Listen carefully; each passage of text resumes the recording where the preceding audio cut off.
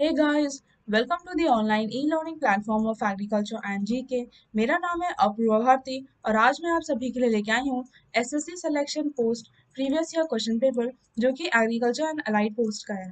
ठीक है, चलिए आज का सेशन स्टार्ट करने से पहले मैं आप सभी को एक इम्पॉर्टेंट इन्फॉर्मेशन देना चाहूँगी कि अगर आप एफसीआई असिस्टेंट ग्रेड 3 की एग्ज़ाम की प्रिपरेशन कर रहे हैं तो आप हमारा कोर्स ले सकते हैं जो कि आपको सिर्फ मिलेगा 1499 रुपीज़ में। ठीक है, इस कोर्स में आपको क्या-क्या मिलेगा तो देखते हैं। इसमें आपको कंप्लीट नोट्स दिए जाएँगे according to the syllabus, printable ebooks रहेंगे, ठीक है? एक क्वेश्चन बैंक दिया जाएगा, इसके साथ ही आप फुल लर्न टेस्ट सीरीज़ देने के लिए एलिजिबल हैं।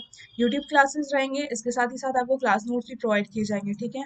हमारे यहाँ आपको क्वालिटी कंटेंट मिलेगा एग्ज़ाम के लिए, जो कि बहुत ही अच्छा रहेगा और आपको इस एग्ज़ाम को क्रैक करने में बहुत ही हेल्प मिलेगा, ठीक है? अभी तक हमारे यहाँ से 3 स्टूडेंट का सिलेक्शन हो चुका है एफसीआई एजी 3 में, ठीक है? और उसमें से भी आप नेक्स्ट हो सकते हैं अगर आप हमारा कोर्स लेते हैं और अच्छे से पढ़ते हैं। हमारे यहाँ टीचर्स बहुत ही एक्सपीरियंस है, आपको अच्छे से पढ़ाएँगे और हमारे यहाँ से 14 प्लस स्टूडेंट्स का सिलेक्शन हो चुका है एफसीआई एजीएम एग्ज़ाम में, जो कि एक बहुत ही अच्छा नंबर है और ये इंडिया में मैक्सिमम नंबर है, ठीक है? तो हमारे यहाँ बहुत अच्छा कोर्स मिलता है, तो आप इसे ज़रूर लें। डिस्क्रिप्शन बॉक्स में इसका लिंक दिया गया है इस कोर्स को परचेज़ करने के लिए, वहाँ विज़िट करिए और आप इस कोर्स को ज़रूर लें। आपको बहुत ही हेल्पफुल मिलेगा इस एग्ज़ाम को क्रैक करने के लिए। चलिए आगे बढ़ते हैं, आज का सेशन स्टार्ट करते हैं। हमारा जो है आज का पहला क्वेश्चन है क्वेश्चन नंबर 1 जो कि जनरल इंटेलिजेंस है, ठीक है? चलिए देखते हैं, क्या बोल रहा है question? Which letter cluster will replace the question mark to complete the given series, ठीक है? तो यहाँ पे गिवन सीरीज को कंप्लीट करना है।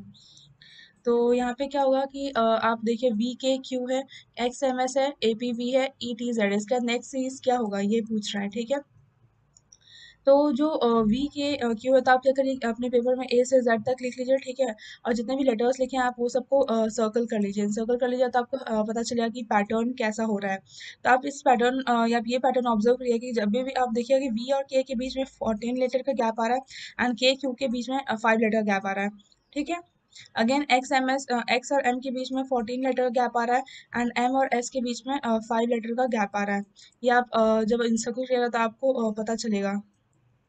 उसके बाद आप फिर देखेंगे ए और पी के बीच में अगेन 14 लेटर गैप आ रहा है एंड पी एंड बी के बीच में 5 लेटर गैप आ रहा है, ठीक है? आप इसको फॉरवर्ड बैकवर्ड दोनों काउंट करके देखिए, मतलब जेड से ए की ओर भी काउंट करिए और ए से जेड की ओर भी काउंट करके देखिए, तब आपको ऐसा पैटर्न देखने को मिला। फिर अगेन ई टी के में भी 14 लेटर गैप आ रहा है एंड टी जेड के बीच में 5 लेटर गैप आ रहा है। तो हमें ये पैटर्न मिली है कि फर्स्ट 2 लेटर के बीच में जो है वो 14 लेटर गैप आ रहा है और जो सेकेंड 2 लेटर है उसके बीच में 5 लेटर गैप आ रहा है। तो हमें इस ऑप्शन में ऐसा ही पैटर्न ढूंढना है। तो ये हमारा आ जाएगा ऑप्शन नंबर 1 जे वाई ई। यहाँ पे भी जे वाई के बीच में 14 लेटर गैप आएगा बट वाई और ई के बीच में 5 लेटर गैप आएगा, ठीक है? और बाकी ऑप्शन ये हमारा नहीं हो पाएगा क्योंकि यहाँ पे जो एक्स और ई है यहीं पे हमारा 6 लेटर गैप आ जाएगा। फिर आप देखिएगा कि यहाँ पे जे एक्स के बीच में 13 लेटर गैप आ जाएगा और एक्स टी में तो 5 है, तो यहाँ पे ये रॉन्ग हो जाएगा फिर। और फिर नेक्स्ट में भी आपको देखने को मिलेगा कि जो के वाई है इसमें 13 लेटर गैप रहेगा और इसमें तो 5 लेटर है, तो ये भी मान्य होगा। तो हमें ऐसा देखना है पैटर्न जिसमें स्टार्टिंग में 14 लेटर का गैप हो और नेक्स्ट में 5 लेटर गैप, ठीक है? चलिए नेक्स्ट क्वेश्चन पे आते हैं। Question number 2 which number will replace question mark in the following series, ठीक है? अगेन क्वेश्चन मार्क बोल रहा है कि क्या होगा, यहाँ भी हमें पैटर्न ऑब्जर्व करना है, ठीक है? तो यहाँ पे दे रखा है 20 20 22 क्वेश्चन मार्क 40 60 90, ठीक है? तो ये कैसे होगा? तो देखिए अगर ये 20 दे रखा है, 20 दे रखा है, ये 22, तो यहाँ पे हम कैसे करेंगे कि अगर हम यहाँ पे करते हैं प्लस 0 इंटू 1 को, ठीक है? 0 1 जा 0, तो यहाँ पे कुछ ऐड करने की जरूरत पड़ेगा तो 20 का 20 हो जाएगा, ठीक है? अगर हम यहाँ पे क्या करते हैं प्लस करते हैं 1 इंटू फिर बढ़ाते जाते हैं 2, ठीक है? 2 1 जा 2, तो 20 प्लस 2 कितना 22, ठीक है? वैसे अगर हम यहाँ पे नेक्स्ट अगर हम लोग क्या करते हैं 2 इंटू 3, ठीक है? एक एक नंबर से हम लोग बढ़ा देंगे। 3 टू जा 6, 22 प्लस 6 कितना हो जाएगा 28, ठीक है? तो यहाँ पे आंसर जाएगा हमारा 28 जो कि होगा ऑप्शन सी 28, ठीक है? अगेन आप देखिएगा 28 40 के बीच में कि 3 इंटू 4 है तो 4 से 12 होता है, तो 28 प्लस 12 40, ठीक है? फिर देखिएगा कि 4 इंटू 5 करिए तो 5 4 20, तो 40 प्लस 20 इज 60, ठीक है? इस तरह से यहाँ पे पैटर्न बन रहा है, ठीक है? ये चीज़ आपको देखना होगा कि ऐसा पैटर्न बन रहा है। चलिए नेक्स्ट क्वेश्चन आते हैं। क्वेश्चन नंबर 3 में क्या बोल रहा है? Select the combination of letters that when sequentially placed in the gaps of the given letters series will complete the series, ठीक है। तो यहाँ पे जो गैप है वहाँ पे हमने लेटर पुट करना है सो दैट कि एक सीरीज बने, ठीक है, कॉम्बिनेशन ऑफ लेटर का। ठीक है। तो यहाँ पे आपको क्या करना है कि यहाँ पे आपको एक एक करके जो है पुट करके देखना पड़ेगा। ठीक है। जैसे मान लीजिए कि हम अगर ऑप्शन एक वन लेते हैं, ठीक है, ये हमें हम पुट करके देखते हैं। ठीक है। पहला में क्या है, टी, ठीक है, फिर बी आ जाता है, फिर यहाँ पे डब्लू, ठीक है, फिर वी, फिर टी, ठीक है, फिर बी, फिर डब्लू, फिर डैश में आ जाएगा वी टी बी। ठीक है। तो यहाँ पे देखिए एक पैटर्न बन रहा है, वी टी बी, फिर डब्लू आ जा रहा है, फिर वी टी बी, डब्लू आ जा रहा है, ठीक, फिर वी टी बी। ठीक है, ये एक पैटर्न बना है, एक रिपीटेटिव पैटर्न बन रहा है। ठीक है। अगर वहीं आप अगर बाकी ऑप्शंस को पुट करके देखिएगा तो ऐसा कहीं भी रिपीटेटिव आपको जो है सीक्वेंस देखने को नहीं मिलेगा। तो आपका ऑप्शन टू थ्री फोर जो है वो गलत हो जाएगा, बट ऑप्शन वन जो है वो करेक्ट होगा, क्योंकि यहाँ पे ये रिपीटेटिव ये बना रहा है सीरीज। देखिए V T B W, V T B W, V T B. ठीक है। तो इसलिए हमारा आंसर हो जाएगा option A, T W V V B. ठीक है। चलिए नेक्स्ट क्वेश्चन पे आते हैं। क्वेश्चन नंबर 4 क्या बोल रहा है, which of the following which of the option figure is embedded in the given figure below. ठीक है, रोटेशन नॉट अलाउड। तो इसमें क्या है कि ये एक फिगर दे रखा है। ठीक है। यहाँ पे जो इसका ऑप्शंस में इसका छोटे छोटे पार्ट दे रखे हैं, जो इम्बेड कौन सा जो है वो हो पा रहा है, ये कह रहा है। तो पहला देखते हैं ऑप्शन। ठीक है, ये देखिए आप इस वाले जो फिगर को आप यहाँ पे बैठा के देखिए तो देखिए आप वैसा ही आपको मिलेगा। ठीक है। बट यहाँ पे देखिए ये जो आपका एक एक्स्ट्रा लाइन है, तो यहाँ पे एक एक्स्ट्रा लाइन नहीं है, तो इसलिए ये रॉन्ग हो जाएगा। फिर सेकंड देखिए, ये जो ऐसा सीरीज जो बन रहा है ये आपको यहाँ पे देखने को मिल जाएगा। ठीक है। ये देखिए आपको सेम टू सेम ऐसा ही ये बन रहा है यहाँ पे, ये चीज़ जो है। ठीक है। तो ये एकदम एग्जैक्ट है। ये हमारा इम्बेड हो जाएगा। आंसर जो होगा हमारा यहाँ पे ऑप्शन टू चल जाएगा, क्योंकि डायरेक्टली इम्बेड हो रहा है। फिर नेक्स्ट देखते हैं। ठीक है। यहाँ पे आप देखिए स्क्वायर है, ठीक है, और ये ऐसे करके है डिज़ाइन। ठीक है। लेकिन आप ऑप्शन में देखिएगा तो कैसा है, ये देखिए ये ऐसा स्क्वायर तो है। ठीक है। बट ये देखिए ये जो लाइन है ये पूरा नहीं जा रहा है, बट यहाँ पे हमारा लाइन पूरा जा रहा है, तो ये हमारा रॉन्ग हो जाएगा। ठीक है। अगेन वैसे ही पैटर्न फोर भी हमारा रॉन्ग होगा, तो आंसर हमारा क्या होगा, टू। चलिए नेक्स्ट क्वेश्चन पे आते हैं। नेक्स्ट क्वेश्चन कह रहा है, in a code language roller is written as a T Q N J C P, how will docile be written as in that language. ठीक है। अगर रोलर को हम लोग इस लैंग्वेज में लिखते हैं तो डोसाइल का जो लैंग्वेज होगा वो क्या होगा, ये हमारा क्वेश्चन पूछ रहा है।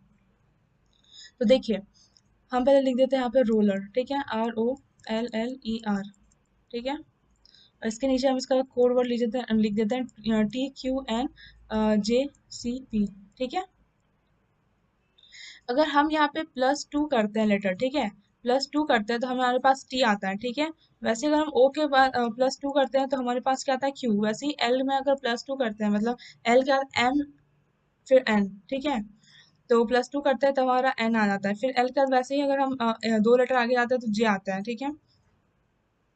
नहीं, ये एल के बाद जो है यहाँ पे क्या हो रहा है, यहाँ पे गलत हो जा रहा है, यहाँ पे माइनस टू हमें जाना पड़ा तब जे आता है। ठीक है। एल क्या होता है, एन आ जा रहा है, तो यहाँ पे प्लस टू हो रहा है, बट नेक्स्ट वाले में क्या हो रहा है, माइनस टू हो रहा है।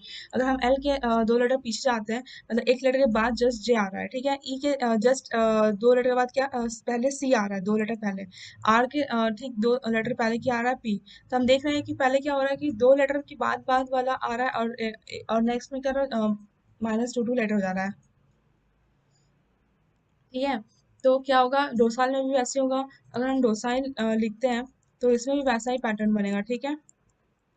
यहाँ पे प्लस टू के बाद क्या आता है, एफ आ जाएगा। यहाँ पे अगर हम काउंट करेंगे प्लस टू के बाद नंबर जो है वो क्यू वाला लेटर आएगा। यहाँ पे प्लस टू वाला करेंगे तो यहाँ पे ई आ जाएगा। ठीक है। आई के दो पीछे लेटर फिर जाएंगे तो यहाँ पे जी आ जाएगा। फिर एल के दो पीछे वाला नंबर काउंट करके जो आएगा हमारा लेटर वो जी आएगा, और जो ई के पहले जो आएगा वो सी। ठीक है। तो हमारा यहाँ पे क्या आ जाएगा, आंसर थर्ड ऑप्शन। ठीक है, ये हमारा मिल रहा है, तो आंसर थ्री होगा। ठीक है। यहाँ पे पैटर्न बना था plus two plus two plus two, फिर minus two minus two minus two. ठीक है, मतलब आर, फिर एस टी, टी आ जा रहा है। ठीक है। हम लोग मतलब उसके बाद ओ के बाद हमारा क्यू आ जा रहा है, एल के बाद एम नहीं हो गया, एन हो रहा है। ठीक है। लेकिन एल के फिर पीछे दो जा रहे हैं तो जे आ रहा है। इस तरीके से यहाँ पे पैटर्न ऑब्जर्व होगा। चलिए नेक्स्ट क्वेश्चन पे आते हैं, question number 6, which are the following figure will replace the question mark to continue the figure series given below. यहाँ पे एक सीरीज दे रखा है, यहाँ पे नेक्स्ट क्या होगा इस डब्बा में, ये पूछ रहा है हमसे। ठीक है। चलिए सबसे पहले तो देखिए कि आपको ये देखना होगा कि देखिए यहाँ पे जितने भी पैटर्न दे रखे हैं, जितने भी अंदर में डिजाइन दिया है, इसमें कोई भी रिपीट नहीं हो रहा एलिमेंट, ठीक है। जैसे मान लीजिए यहाँ स्टार है, ट्राइंगल है, सर्कल है, यहाँ पे आपका स्क्वायर है, रोम्बस है, तो यहाँ पे क्या है, ये रिपीट नहीं हो रहा है कोई भी एलिमेंट, ठीक है। आप देख लीजिए, सब में ऑब्जर्व करेंगे। बट हमारे ऑप्शन जो है यहाँ पे ये जो ऑप्शन है, ऑप्शन नंबर 4, यहाँ पे देखिए आपका जो पेंटागन है ये यहाँ पे रिपीट हो रहा है, ठीक है। पेंटागन नहीं, इसमें नहीं रिपीट हो रहा है। ऑप्शन 3 में देखिए, ऑप्शन 3 में देखिए हमारा जो पेंटागन है वो रिपीट हो रहा है, ठीक है। तो यहाँ पे बिल्कुल ऑप्शन 3 नहीं होगा, ठीक है। अब चलिए, अब देखते हैं यहाँ पे नेक्स्ट देखिए, जो पहला फिगर है और सेकंड फिगर है, ठीक है। यहाँ पे जो देखिए ट्राइंगल जो है, यहाँ पे हमारा क्या है, मिरर इमेज है। ट्राइंगल मिरर इमेज है। यहाँ पे देखिए जो स्क्वायर है, यहाँ पे ये स्क्वायर मिरर इमेज है। तो नेक्स्ट फिगर में क्या होगा, ये जो सर्कल है, ये सर्कल जो हमारा ये मिरर इमेज हो जाएगा, ठीक है। सर्कल जो है ये मिरर इमेज हो जाएगा। अब हम देखते हैं सेकेंड और थर्ड फिगर में। सेकेंड थर्ड फिगर में क्या है कि जो हमारा कॉर्नर में जो एलिमेंट है, अ, उसका क्या हो रहा है, वो हमारा जो है सेंटर में जो है वो एलिमेंट आ जा रहा है, ठीक है। मान लीजिए कि पहले जो कॉर्नर में ये सर्कल था, ये यहाँ पे आके सर्कल में आ जा रहा है। जो यहाँ पे जो कॉर्नर एलिमेंट है हमारा, ये इस टाइप का जो फिगर है, ये हमारा यहाँ पे ये सेंटर में आ जा रहा है। वैसे हमारा जो पेंटागन है यहाँ पे कॉर्नर में, तो यहाँ पे क्या है, यहाँ पे मिडिल में क्या आ जाएगा, पेंटागन आ जाएगा, ठीक है। तो देखिए हमारे दो ही ऑप्शन में ऐसा है, ये एक ऑप्शन तो कट गया पेंटागन के, यहाँ पे दो जो है पेंटागन आ रहा था, तो ये गलत हो जाएगा। बट ऑप्शन 1 में देखिए हमारा यहाँ पे जो है पेंटागन ये सेंटर पे है, और यहाँ पे जो मिरर इमेज है ये भी यहाँ पे सर्कल बन रहा है, ठीक है। मतलब कि ये हमारा जो आंसर है ये बन जाएगा, ठीक है, इस तरीके से। फिर यहाँ पे तो मिरर इमेज की वजह से हमारा और भी ऑप्शन जो है वो एलिमिनेट हो जाएगा, जैसे कि फोर्थ नंबर, ठीक है। और अगर आपको लगा कि सेकंड क्यों नहीं होगा, तो आप ये भी सोच सकते हैं, क्योंकि सेकंड में क्या हो रहा है कि ये जो है जो सेंट्रल एलिमेंट है पेंटागन, वो यहाँ पे नहीं है, इसलिए हमारा जो है सेकंड भी रॉन्ग हो जाता है। हमारा आंसर क्या होगा, फर्स्ट, ठीक है। यहाँ पे आपको मेनली ये देखना है कि जो सेंटर जो मिरर इमेज है, एक तो कॉर्नर वाला जो है नीचे वाला जो एलिमेंट है वो एक मिरर इमेज फॉर्म कर रहा है, और एक जो कॉर्नर में है वो आपका सेंटर में फिर आ जा रहा है। तो इसकी वजह से हम ये सीरीज को क्रैक कर पा रहे हैं कि इसका जो सीरीज बनेगा वो ऑप्शन 1 से आपका मिल रहा है, तो आंसर हो जाएगा ऑप्शन 1। चलिए नेक्स्ट क्वेश्चन पे आते हैं। Question number 7, Devaki is sister of Ankur, ठीक है। जो देवकी है वो सिस्टर है अंकुर की, तो हम लोग यहाँ पे डायग्राम बना लेंगे। तो ये जो देवकी है, ठीक है, ये किसकी सिस्टर है, अंकुर की, ठीक है। ये हम लोग जो सर्कल है ये हम लोग फीमेल को डिनोट कर रहे हैं, और जो स्क्वायर है ये मेल को डिनोट कर रहे हैं, और ये सिंगल जो लाइन है ये हम लोग सिबलिंग को डिनोट कर रहे हैं। जो देवकी है ये अंकुर की क्या है, बहन है, ठीक है। Vinayak is married to Deepti only daughter Kriti, ठीक है। जो विनायक है, यहाँ पे हम विनायक बना देते हैं। जो विनायक है ये क्या है, मैरिड क्या है, किससे, कृति से, ठीक है। कृति से मैरी क्या है, तो यहाँ पे हम बना देते हैं, कृति है यहाँ पे फीमेल और विनायक क्या है, मेल। तो यहाँ पे हम लोग दो लाइन दिखाएंगे, इससे पता चला कि ये दोनों मैरिड है, ठीक है। ये हमें शो करेगा कि ये दोनों मैरिड है, और सिंगल लाइन ये दोनों सिबलिंग्स है, ठीक है। उसके बाद क्या कह रहा है, Kriti, Arnav is maternal grandfather of Devaki, ठीक है। जो अर्नव है वो क्या है, मैटरनल ग्रैंडफादर है देवकी का। तो मतलब कि देवकी का ग्रैंडफादर कब हो सकता है, जब ये इसका बच्चा लोग हो, ठीक है। तो ये यहाँ पे ऐसे लाइन हो जाएगी, सेकंड जनरेशन दिखा रहा है, ठीक है। और यहाँ पे क्या दिखा देगा, यहाँ पे अर्नब दिखा देंगे हम लोग, ठीक है। अर्नब जो है, अगेन ये स्क्वायर जाएगा, ठीक है। अर्नब जो है ये जो है कृति देवकी की, ठीक है। अर्नब इज मैटरनल ग्रैंडफादर, ठीक, ग्रैंडफादर है। तो यहाँ पे ऑफ कोर्स इसका किसी के साथ मैरिज हुआ होगा, ठीक है। और फिर यहाँ पे आ जाएगा ये कृति की तरफ से, ठीक है। दीप्ति इज डॉटर ऑफ माला, ठीक है। तो यहाँ पे आ जाएगा यहाँ पे आ जाएगी माला, ठीक है। माला जो है यहाँ पे बताया नहीं गया है कि मेल है कि फीमेल है, तो हम इसको नहीं करेंगे कि मेल है कि फीमेल, ठीक है। बट हम ये बता देंगे कि जो माला है ये क्या है, ये दीप्ति की मम्मी है। मतलब माला मम्मी है, मतलब डॉटर है दीप्ति की, ठीक है। तो यहाँ पे हम लोग दीप्ति लिख देते हैं, ठीक है। उसका ऐसे कह रहा है कि कृति इज मदर ऑफ अंकुर, ठीक है। तो ठीक है, जो कृति है ये मदर है किसकी, अंकुर की। अगर अंकुर की मम्मी है तो फिर ये किसकी, ये देवकी की भी मम्मी है, क्योंकि ये दोनों भाई बहन है, ठीक है। तो इसमें कह रहा है which of the following correct statement, ठीक है। तो उसमें पहला कह रहा है अर्नव इज सन ऑफ माला, ठीक है। जो अर्नव है ये सन है माला का, तो बिल्कुल गलत है, ठीक है। ये नहीं होगा statement. Vinayak is son of Arnav, ठीक है, जो विनायक है ये क्या है, सन है अर्णव का, गलत है। ये तो इसके फादर है, ठीक है, तो ये भी गलत हो जाएगा। और अर्णव तो बिल्कुल नहीं है माला का सन, ये सन किसका, कृति का है। और विनायक का है, ठीक है। कृति इज डॉटर ऑफ माला, ठीक है, जो कृति है वो क्या डॉटर है माला की, नहीं, दीप्ति है डॉटर है माला की, ना कि कृति, तो ये भी रॉन्ग हो जाएगा। फिर फोर्थ ऑप्शन कह रहा है Devaki is daughter of Vinayak, ठीक है, जो ये देवकी है ये क्या डॉटर है विनायक की, हाँ बिल्कुल सही है। ये हमारा आंसर जाएगा, option number 4 will be our answer. Devaki daughter of daughter, ये हम देख रहे हैं यहाँ पे इस चार्ट से कि हमारा सही बता रहा है। चलिए नेक्स्ट क्वेश्चन पे आते हैं। Question number 8, which of the following patterns of the direct dices can be form when the sheet given below is folded, ठीक है। इसमें यहाँ पे क्या रहा है कि यहाँ पे पैटर्न दिया हुआ है, ठीक है, यहाँ पे डाइस इंक्लोज करके, तो बोल रहा है कौन सा जो है अगर फोल्ड करेंगे तो कौन सा पैटर्न शो करेगा, ठीक है। ये हमारा यहाँ पे क्वेश्चन है, ठीक है। तो हम यहाँ पे पहले देख लेते हैं, हम यहाँ पे पहले ये बना लेंगे चार्ट कि कौन किसके अपोजिट आ रहा है, कौन सा नंबर जो है वो किसके अपोजिट आ रहा है, ठीक है। मान लीजिए यहाँ पे 5 है, ठीक है, और यहाँ पे 4 है, तो अगर हम जब इसको इनफोल्ड करते हैं, इसको इमेजिन करिए कि हम लोग इसको फोल्ड करते हैं, तो क्या होता है, जो 5 है वो हमारे 1 के अपोजिट आएगा, ठीक है, यहाँ पे मैं लिख देती हूँ 5 जो है 1 के अपोजिट आएगा। फिर हम जब इसको फोल्ड करेंगे तो ये इस साइड आएगा, फिर ये ऊपर चल जाएगा, 4 के ऊपर आ जाएगा क्या, 6, तो 4 के अपोजिट हो जाएगा 6, ठीक है। और जब ये फोल्ड हो गया ऊपर आएगा 6, तो ये 3 इस साइड आ जाएगा, ठीक है, तो हमारा क्या हो जाएगा, जो 2 है वो 3 के अपोजिट हो जाएगा, ठीक है। तो हम यहाँ पे देखते हैं, यहाँ जो फिगर दे रखा है ABCD का फिगर, ठीक है, तो देखिए यहाँ पे क्या हो रहा है, 6 1 2 6 हमें दिख रहा है, ठीक है, तो 1 2 6 1 6 2, तो ये 1 6 2 आ गया, ठीक है। तो ठीक है, यहाँ पे ये एलिजिबल है, ठीक है, ये फॉलो हमें सेटिस्फाई कर रहा है, 6 2 1 है जो डिफरेंट डिफरेंट साइड में मेंशन है, तो चल सकता है। बी में आते हैं, इसमें क्या रहा है 6 2 4, ठीक है, 6 2 4, ठीक है, मतलब जो 6 और 4 तो अपोजिट होना चाहिए हमारे हमने जो ये चार्ट बनाया 6 4 अपोजिट होना चाहिए, बट यहाँ पे 6 4 अपोजिट नहीं होकर साइड साइड में, तो ये हमारा रॉन्ग हो जाएगा, ठीक है। सी में आते हैं, ठीक है, यहाँ पे क्या कर रहा है 6 4 1, ठीक है, 6 4 1, अगेन 6 4 अपोजिट होना चाहिए, ठीक है, हमारे हमने जो चार्ट बनाया यहाँ पे तो अपोजिट नहीं है, बगल में, तो ये रॉन्ग हो जाएगा।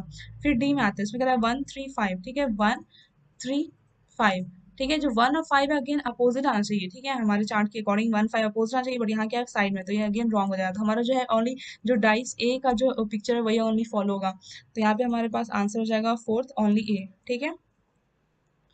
चलिए नेक्स्ट क्वेश्चन पे आते हैं। नेक्स्ट क्वेश्चन क्या कर रहा है, A+B means A is father of B, A divide B means A is wife of B, if M divide Q plus R plus O then which of the following statement not correct, ठीक है। इसमें क्या कर रहा है, जो plus मतलब क्या होता है कि father of A is father of B, ठीक है, यहाँ पे प्लस प्लस क्या करेगा, यहाँ पे क्या जो है फादर, ठीक है, R जो है ये फादर है O का, Q जो है वो फादर है R का, ठीक है, और डिवाइड मतलब क्या हो जाएगा वाइफ, ठीक है। तो यहाँ पे हम लोग इसका डायग्राम बनाते हैं कि अगर आपको और अच्छे से क्लियर हो जाएगा, ठीक है। ये जो M है ये वाइफ है किसका, Q का, ठीक है, तो ये Q है और M हो जाएगी, जो है M क्या है वाइफ, और Q क्या हो जाएगा हस्बैंड, ठीक है, हस्बैंड हो जाएगा। और फिर क्या बोल रहा है, जो Q है वो R का फादर है, ठीक है, तो मतलब जो यहाँ पे R है, ये R का ये जो Q है ये R का फादर है, ठीक है, मतलब ये फादर है, और R जा क्या सन, ठीक है।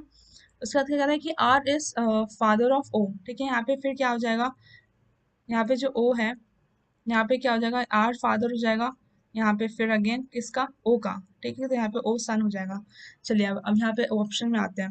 पहला ऑप्शन कह रहा है R is father of O, जो R है ये फादर है क्या O का,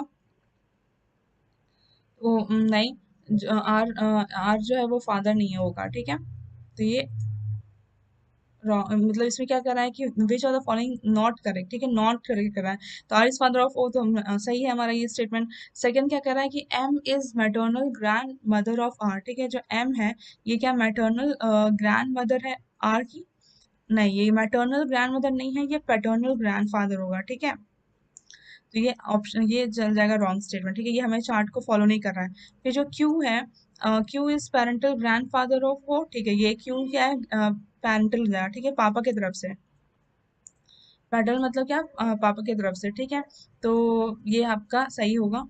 जो क्यू है वो पैटर्नल ग्रैंडफादर है होगा। R is son of M, ठीक है, क्या कह रहा है, R is son of M, ये हमारा स्टेटमेंट सही है। R is son of M, कह रहा है आर जो है वो सन है एम का। हाँ बिल्कुल सही है। अगर ये क्यू का सन है, ये क्यू का अगर सन है तो एम का भी सन होगा, क्योंकि दोनों तो क्या वाइफ हस्बैंड है। तो यहाँ पे क्या होगा, नॉट करेक्ट पूछा, ठीक है। आपको ध्यान देना है कि नॉट करेक्ट, ठीक है, करेक्ट नहीं नॉट करेक्ट, जो हमारा गलत स्टेटमेंट है। जो सेकंड ऑप्शन है वो हमारा गलत स्टेटमेंट, इसका आंसर हो जाएगा 2। चलिए नेक्स्ट क्वेश्चन पे आते हैं। नेक्स्ट क्वेश्चन कह रहा है, question number 10, which two number should be interchange to make the given equation correct, ठीक है। यहाँ पे दे रखा है 14 into 2 minus 5 into 13 plus 15 into 4 into 2 plus 156 divide 12 is 1। यहाँ पे हमने टोटल नंबर दे रखा है। इसमें क्या कर रहा है कि अगर हम लोग कौन से दो नंबर को इंटरचेंज करेंगे तो हमें इक्वल टू 152 ही देगा, ठीक है। तो हम लोग इसमें क्या करेंगे, हिट एंड ट्रायल मेथड करेंगे। मतलब हम लोग ऑप्शन चेक करेंगे कि अगर एक बार हम लोग 15 13 को जब इंटरचेंज कर देते हैं, ठीक है, यहाँ पे 15 13 को इंटरचेंज कर देते हैं तो क्या होगा। तो आपको कैसे इसको सॉल्व करना है, तो आपको यहाँ पे बॉड मास लगाना है, ठीक है। बॉड मास लगाना है आपको, बॉड मास फॉलो करना है ये सारे इस वाले इक्वेशन में, तभी आपको सॉल्व करेंगे, तब आप देखेंगे कि 152 आया कि नहीं, ठीक है। तो हम अगर ऑप्शन 3 के साथ जाते हैं, अगर हम 12 और 13 को इंटरचेंज करते हैं तो हमारा जो आरएचएस साइड है वो 152 ही आएगा, इसलिए हमारा आंसर हो जाएगा 3, 12 एंड 13, ठीक है। अगर आपको लग रहा है डाउट कि कौन होगा कौन नहीं होगा, तो आप एक एक करके सॉल्व करिएगा। एक बार 15 13 को इंटरचेंज करके देखिएगा, एक बार 44 को, एक बार 12 40 को, ठीक है। ये तीन ऑप्शन में क्या होगा कि 152 के इक्वल नहीं आएगा, LHS equal to not RHS आएगा। बट ऑप्शन नंबर 3 12 13 को आप अगर इंटरचेंज करिएगा तो क्या होगा, एलएचएस इक्वल टू आरएचएस आएगा, ठीक है। और आपको ये जो है पूरा बॉड मास के अकॉर्डिंग मतलब सॉल्व करना है, ठीक है।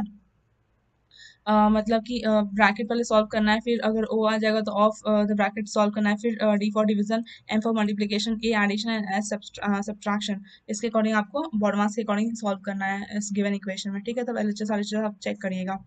चलिए नेक्स्ट क्वेश्चन पे आते हैं। क्वेश्चन नंबर 11 क्या कह रहा है, in a code language if mount coded as 166 then how will round will be coded as the same language, ठीक है। माउंट को कोड किया गया 166 में, तो राउंड को कैसे कोड किया जाएगा, ये यहाँ पे क्वेश्चन है 11 नंबर, ठीक है। तो चलिए हम इसको सॉल्व करते हैं। आपको ये तो पता होगा कि जैसे ए है, इसका जो है नंबर पोजीशन क्या आता है 1, ठीक है। बी का आता है 2, ठीक है। सी का क्या आता है 3। वैसे जेड तक आपको ध्यान रखना है नंबर का पोजीशन, और जेड का कितना आता है 26, ठीक है। तो यहाँ पे क्या है कि हम लोग जैसे माउंट है, ठीक है, यहाँ पे हम लोग उसका क्या करेंगे, नंबर पोजीशन को क्या करेंगे, सम कर लेंगे। जैसे एम माउंट में एम का कितना आता है 13, ठीक है।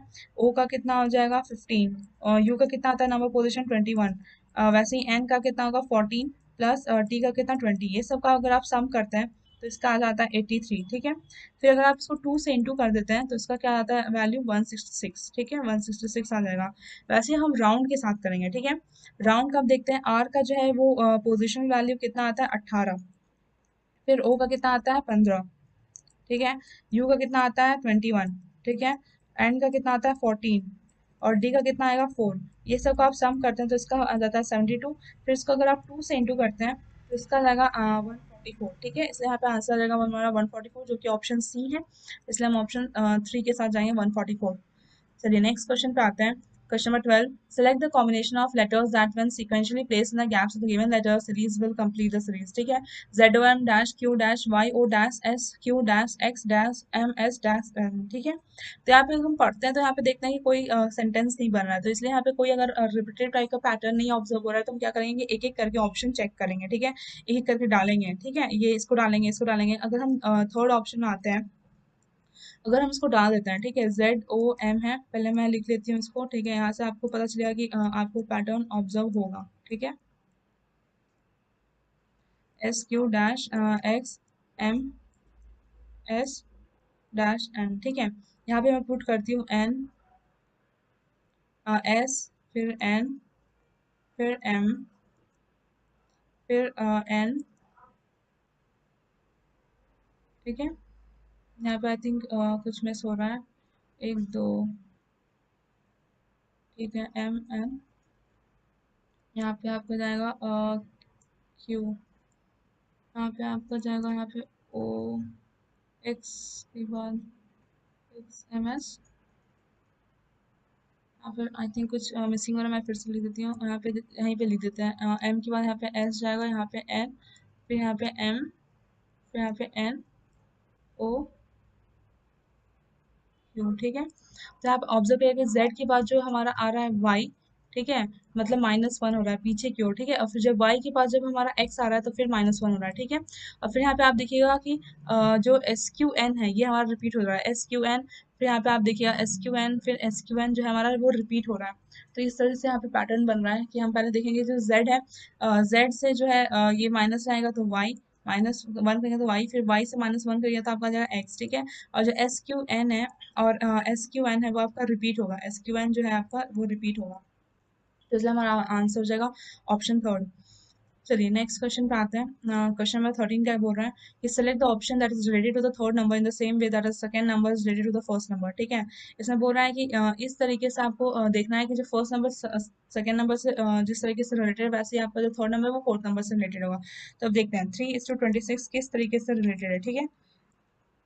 तो जब हम 3 का क्यूब करते हैं तो ये कितना आता है, 3 का क्यूब आता है 27, ठीक है। जो 27 में से अगर हम लोग एक घटाते हैं -1 करते हैं तो इसका आंसर जाएगा 26, ठीक है। वैसे ही हम देखते हैं जब 5 का हम क्यूब करते हैं उसी तरीके से हम क्या करेंगे, सेम पैटर्न ढूंढेंगे। तो 5 का क्यूब करते हैं तो हमारा कितना आता है, 225, ठीक है। सॉरी 125 आएगा, ठीक है। 125 करते हैं, 5 25 आ जाए 125, ठीक है। अगर हम उसका क्यूब करते हैं 5 का तो 125 आता है, ठीक है। फिर हम इसमें से क्या करेंगे, -1 करेंगे तो कितना आएगा 124, ठीक है। तो हमारा आंसर जाएगा 124, ये हमारा सही आंसर हो जाएगा। नेक्स्ट क्वेश्चन पे आते हैं। In a code language parcel is coded written as BQDSMF, how will desire will written that language, ठीक है। यहाँ पे कोड लिखा है पार्सल का, तो हम लिख देते हैं पार्सल का, पहले लिख देते हैं PARCEL पार्सल, और इसके नीचे लिख देते हैं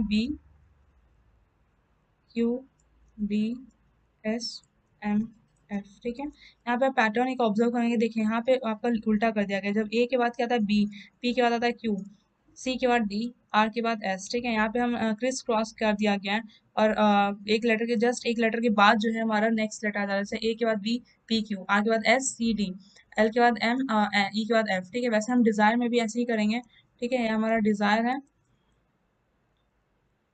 डिजायर है, ठीक है। तो हम क्या करते हैं, डी के बाद क्या आता है हमारा सी, ठीक है। ई के बाद क्या आता है एफ, ठीक है। सॉरी, डी के बाद हमारा ई आता है, ठीक है। डी के बाद ई आता है, ई के बाद एफ, ठीक है। एस के बाद क्या आता है, एस के बाद आ जाएगा आपका टी, ठीक है। और आई के बाद क्या आ जाएगा जे, ठीक है।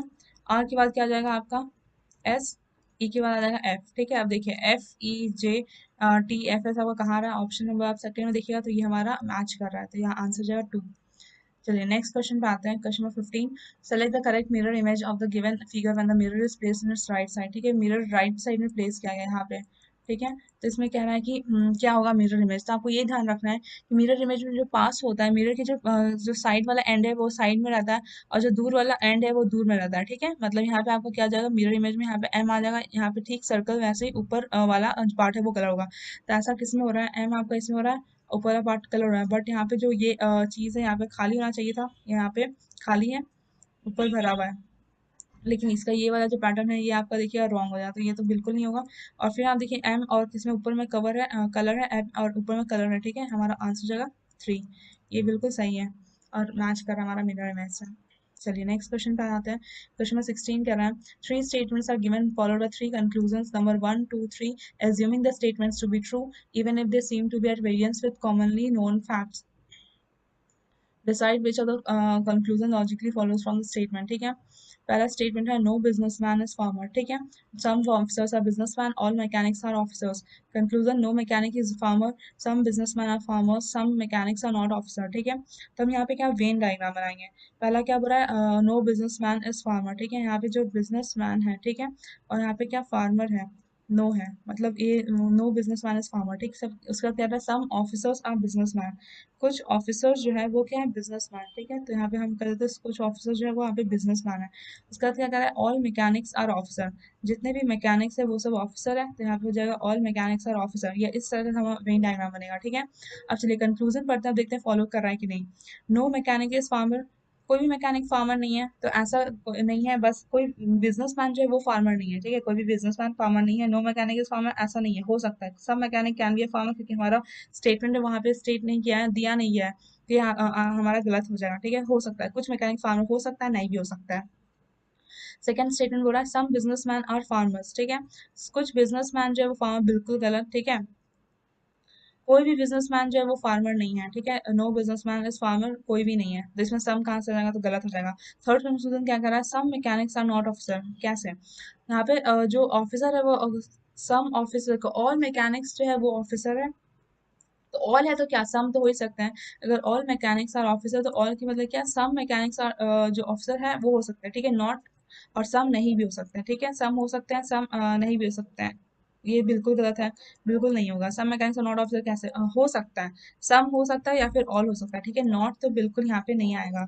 यहाँ पे हम देख रहे हैं कि कोई भी जो कंक्लूजन है वो बिल्कुल स्टेटमेंट को फॉलो नहीं कर रहा, तो यहाँ पे आंसर जाएगा two, none of the conclusion follow, ठीक है। चलिए नेक्स्ट क्वेश्चन पे आते हैं। क्वेश्चन 17 क्या कह रहा है, in a code language if mandate is coded as a 26128814505, how will technique be coded in the same language, ठीक है। तो यहाँ पे आपको ये ऑब्जर्व करने को मिलेगा कि जो कॉन्सोनेंट है वो उसका जो प्लेस वैल्यू है नंबर में वो तो डबल हो जा रहा है, लेकिन जो वॉवेल है वो सेम रह रहा है, ठीक है।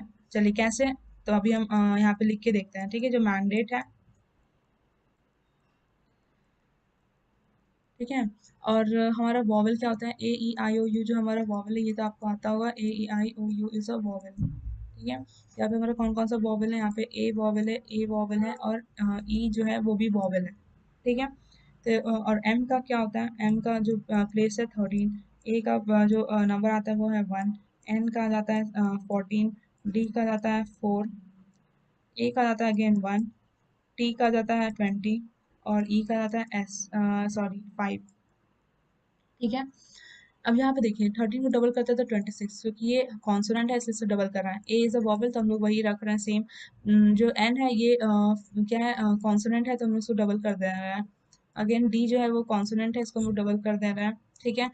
ए इज अ वॉवल तो हम लोग सेम रख रहे हैं।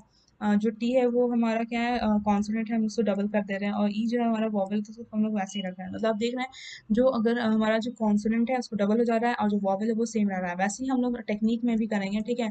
टेक्निक में क्या हो जाएगा, टी का जो पोजीशन है 20 तो उसको डबल करेंगे 40, ठीक है। ई का जो पोजीशन है 5, ई इज अ वॉवल तो हम लोग 5 ही रहने देंगे। जो सी है इसका पोजीशन 3 है, ये कॉन्सोनेंट है तो डबल हो जाएगा, ठीक है। तो डबल हो जाएगा, ठीक ठीक। उसके बाद हमारा जो एच है, इसका जो पोजीशन है वो 8 है, ठीक है। तो अगेन ये डबल हो जाएगा। फिर जो एन है इसका पोजीशन 14 है तो उसका डबल हो जाएगा। आई क्या है, कॉन्सोनेंट वॉवल है, तो ये वही रहेगा 9, ठीक है। 9 जो इसका पोजीशन है 9 ही रहेगा। तो ये देख रहे हैं आप किस में मिल रहा है, तो आप देखेंगे ऑप्शन जो फोर्थ है ये आपका इसमें मिल रहा है। ये इसका कॉन्स्टेंट अगर हम लोग रखते हैं डबल और जो वॉवल है वो कॉन्स्टेंट, तो ये जो है इसका पोजीशन वैल्यू मिल रहा है, ये हमारा आंसर जाएगा ऑप्शन 4, ठीक है। चलिए नेक्स्ट क्वेश्चन पे आते हैं। Which option represent the correct order of the given word as word appear in the English dictionary, ठीक है। इंग्लिश डिक्शनरी में किस तरीके से वो डिक्शनरी में आएगा वो हमें अरेंज करना है, ठीक है। यहाँ पे देखिए एम ए जी जो है वो हमारा कॉमन है, तो हम उसको क्या करेंगे, नहीं देखेंगे, इसका देखते हैं एन और आई। एन और आई में क्या आता है, पहले आई, ठीक है। तो आई कहाँ का आ रहा है, एक 5 में आ रहा है, एक आई 2 में आ रहा है, ठीक है। और आई में भी क्या आता है, सी पहले आ जाता है, ठीक है। आई के बाद सी पर आता है तो आई सी है, आई सी आई, उसके बाद आई सी आई तो बाद में आएगा, लेकिन आई सी ए पहला आ जाएगा, तो हमारा 5 जो है वो पहला आ जाएगा। 5 किस में है, 3 में है, तो ये फोर्थ नहीं होगा। उसका देखते हैं 5 के बाद क्या आ जाएगा, 2, 5 के बाद 2 तीनों में है। उसके बाद हम देखते हैं, उसके बाद हम इसमें देखेंगे, एन आई दे रखा है, एन आई दे रखा है, एन ई दे रखा है, तो एन ई क्या पहले आ जाएगा, तो 5 2 1 हो जाएगा, तो जो कि हमारा 3 में मिल रहा है, ऑप्शन 3 में, तो हमारा ऑप्शन 3 हो जाएगा, 5 2 1 3 4, ठीक है। तो हमें ऐसा नहीं कि सबको देखना है, हम बस ऑप्शन से देखेंगे कि कौन हमारा एलिमिनेट हो रहा है, उसके अकॉर्डिंग हम आंसर मार्क करेंगे। तो हम देख रहे हैं यहाँ पे हमें पता चल गया कि वन जो है, वन के बाद हम मैच करने की जरूरत नहीं है, क्योंकि पता चला कि ये एक यूनिक ऑप्शन 3 में ही है और किसी में नहीं है, तो आंसर हमारा 3 हो जाएगा। नेक्स्ट क्वेश्चन पे आते हैं। Select the correct alternative to indicate the arrangement of the following words in a logical and meaningful order, ठीक है। यहाँ पे क्या क्या दे रखा है वर्ड, इसको हम लोग को लॉजिकल मीनिंगफुल ऑर्डर में करना है। पहला है sleeping, alarm ringing, morning breakfast, setting up alarm, then awakening, ठीक है। तो इसमें क्या होगा कि सबसे पहले हम क्या करेंगे, अलार्म लगाएंगे, अलार्म लगाएंगे, फिर अलार्म लगाएंगे तो क्या होगा, सुबह होगा तो अलार्म बजेगा, ठीक है। अलार्म बजेगा तो क्या होगा, अलार्म बजने से पहले हम क्या करेंगे, सोएंगे, तो यहाँ पे जो है 4 के बाद हमारा 1 आ जाएगा, ठीक है। पहले 4 आ जाएगा फिर 1 आ जाएगा। उसके बाद क्या होगा कि जब हम लोग सो जाएंगे फिर सुबह होगा तो क्या अलार्म बजेगा, तो आ जाएगा हमारा 2। अलार्म बजेगा तो क्या होगा कि हम क्या होंगे, हम उठ जाएंगे तो क्या होगा, अवेकनिंग 5 हो जाएगा। अवेकन हो जाएंगे इससे क्या होगा कि हम लोग मॉर्निंग ब्रेकफास्ट करेंगे, ठीक है। तो ये हमारा जो है मीनिंगफुल ऑर्डर है, ये हमारा मैच कर रहा है ऑप्शन 1 से, इसलिए हमारा आंसर हो जाएगा ऑप्शन 1, ठीक है, 41253 और बाकी सब नहीं होगा। चलिए नेक्स्ट क्वेश्चन पे आते हैं। क्वेश्चन क्या कह रहा है 20, in a code language gospel is written as solep, how will docket will be written in that language. ठीक है, हम यहाँ पे लिखते हैं जो गॉस्पेल है, ठीक है, इसको ऑर्डर कर दिया गया SOGLEP में, ठीक है। तो यहाँ पे हम ऑब्जर्व कर रहे हैं जो हमारा ये जो तीन तीन का ये हमारा पेयर बन जा रहा है, ठीक है, तीन तीन का पेयर बन रहा है, तो ये हमारा जो है यहाँ पे क्रॉस हो जा रहा है S और G, और जो O है वो कांस्टेंट रह रहा है, वहीं पे E कांस्टेंट रह रहा है, LL जो है वो यहाँ पे क्रिस क्रॉस हो जा रहा है, ठीक है। तो वैसे ही हम अगर डॉकेट का करेंगे तो यहाँ पे क्या होगा, यहाँ पे भी हम तीन तीन का पेयर फॉर्म कर लेंगे, ठीक है, तीन तीन का पेयर फॉर्म करेंगे और जो मिडिल है वो तो हमारा सेम रहेगा, ठीक है।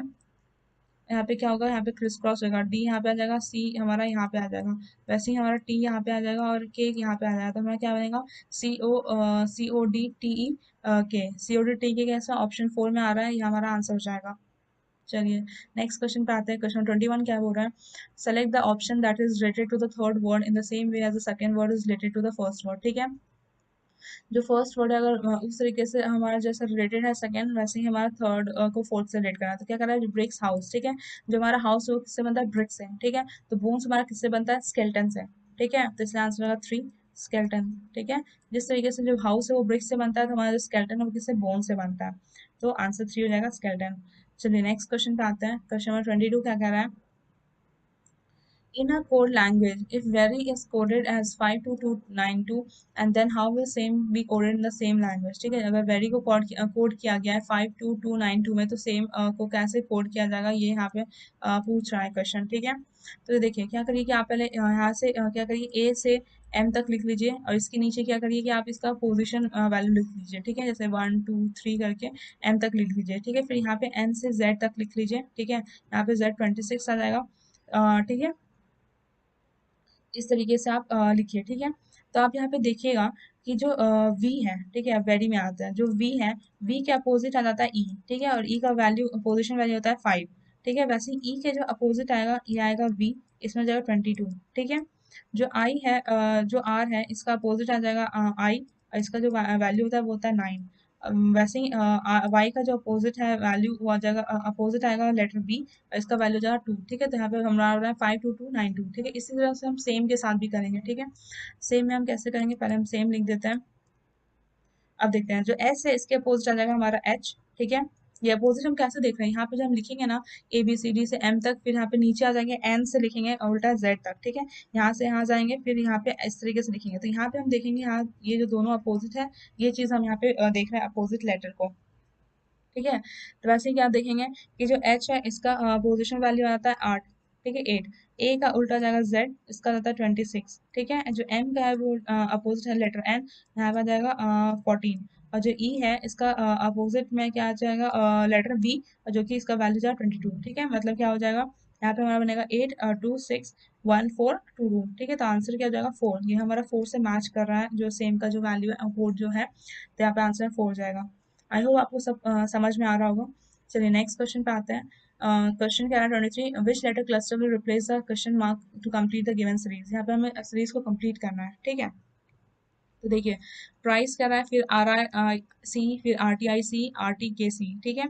अब देखिए पी के जो आर आ रहा है, ठीक है, तो PQR, एक लेटर को छोड़ने के बाद क्या आ रहा है, क्यू को छोड़ के फिर आर आ जा रहा है, ठीक है। फिर अगर आर के बाद क्या आ रहा है, आर, अब PRIC फिर RRIC, ठीक है। अब क्या नेक्स्ट में सेकेंड लेटर बदल रहा है, सेकेंड लेटर बदल रहा है, ठीक है। अब सेकेंड लेटर का के बाद क्या आता है, RST, ठीक है। यहाँ पे अगेन एक लेटर के बाद टी आ जा रहा है। फिर अब देखिए आई जो है वो के में बदल रहा है, ठीक है, आई के बाद फिर आता है एक लेटर के बाद के, ठीक है। अब देखिए सी के बाद क्या आएगा, सी सी के बाद हमारा कौन सा लेटर आ जाएगा, CDE आ जाएगा, ठीक है। अब देखिए ई किस में आ रहा है, हमारा एक ही ऑप्शन में आ रहा है, ई जो है ऑप्शन नंबर 2, ठीक है, RTK उसके बाद EE, ठीक है, यही हमारा आंसर हो जाएगा 2, RTKE, ठीक है, जो कि इसका जो सीरीज है वो मैच कर रहा है, ठीक है।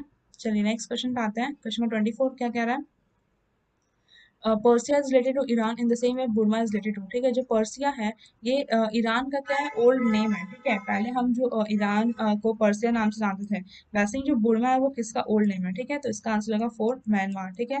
पहले के टाइम में हम म्यांमार को बुर्मा से जानते थे, ओल्ड नेम है। बुर्मा का जो है ओल्ड नेम है। म्यांमार अभी न्यू नेम है, और ईरान जो है वो भी न्यू नेम है, और उसका ओल्ड नेम था पर्सिया, ठीक है। तो पर्सिया जो है वो ओल्ड नेम ऑफ ईरान है, एंड जो बुर्मा है वो ओल्ड नेम ऑफ म्यांमार है, ठीक है। तो इसका आंसर जाएगा फोर म्यांमार, ठीक है। यहाँ पे ओल्ड नेम से रिलेशन है। चलिए नेक्स्ट क्वेश्चन पे आते हैं, क्वेश्चन नंबर 25।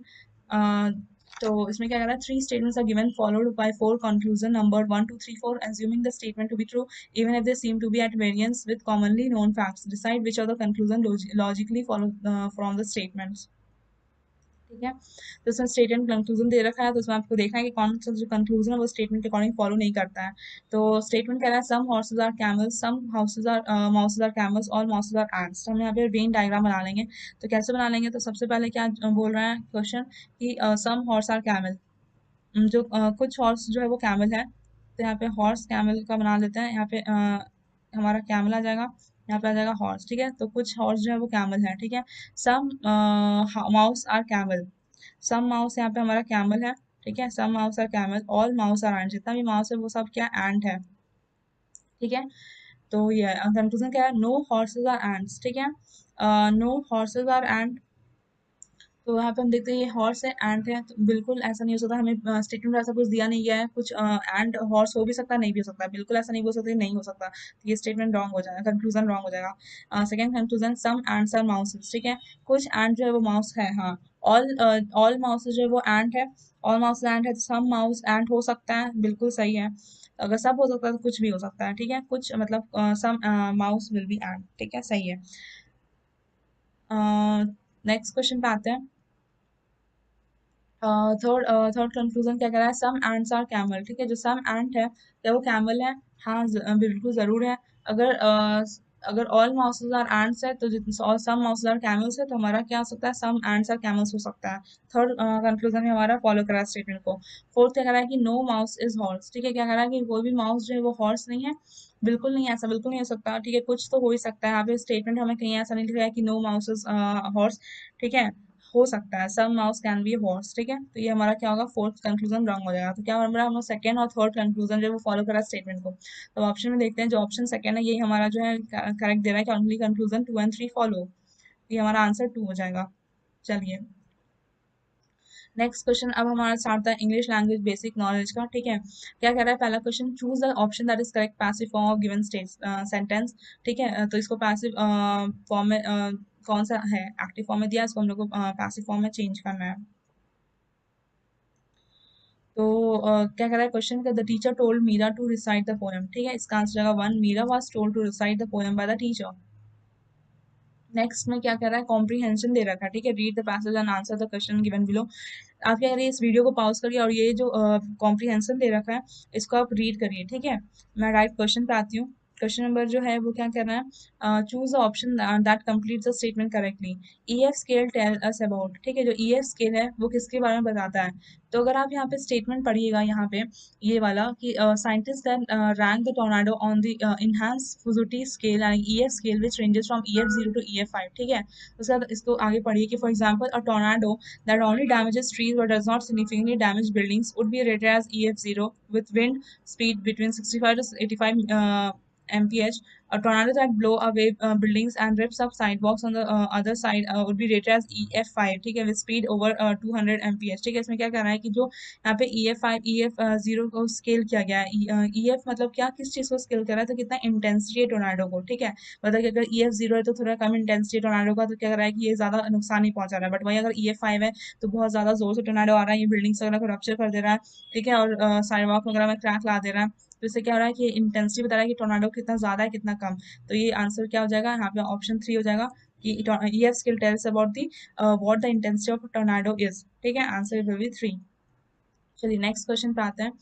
नेक्स्ट क्वेश्चन क्या बोल रहा है कि choose the option that correctly answer the question which of the following should not be done during a tornado. ठीक है, क्या चीज हमें नहीं करना चाहिए ड्यूरिंग द टोर्नाडो। टोर्नाडो आता है तो हमें क्या नहीं करना चाहिए। अगेन आप ये वाला स्टेटमेंट पढ़िए इस कॉम्प्रीहेंशन का कि if you find yourself experiencing a tornado, find a safe place inside like an interior hole, basement or closet. Stay away from the windows and heavy objects that could fall on you, and lay on your stomach with your heads protecting the back of your head। ठीक है, ये क्या कर रहा है कि जब tornado आता है तो हमें कोई सेफ प्लेस ढूंढना है और उसमें अंदर छुप जाना है, जैसे कि इंटीरियर हॉल है कोई हॉल, या फिर बेसमेंट में छुप जाना है, फिर कोई क्लोजेट है, कोई बंद सा कोई कमरा है तो वहाँ छुप जाना है।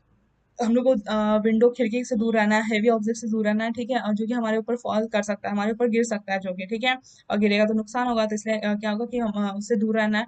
उसके साथ ही साथ हम लोग को अपने पेट के बल लेट जाना है with the hand protecting the back of your head. ठीक है, हम लोग को अपने हाथ से अपने हेड को कवर कर लेना है, अपनी मुंडी को कवर कर लेना है, सो दैट कि हम उसको प्रोटेक्ट कर सकें। ठीक है, ये यहाँ पे ये स्टेटमेंट है।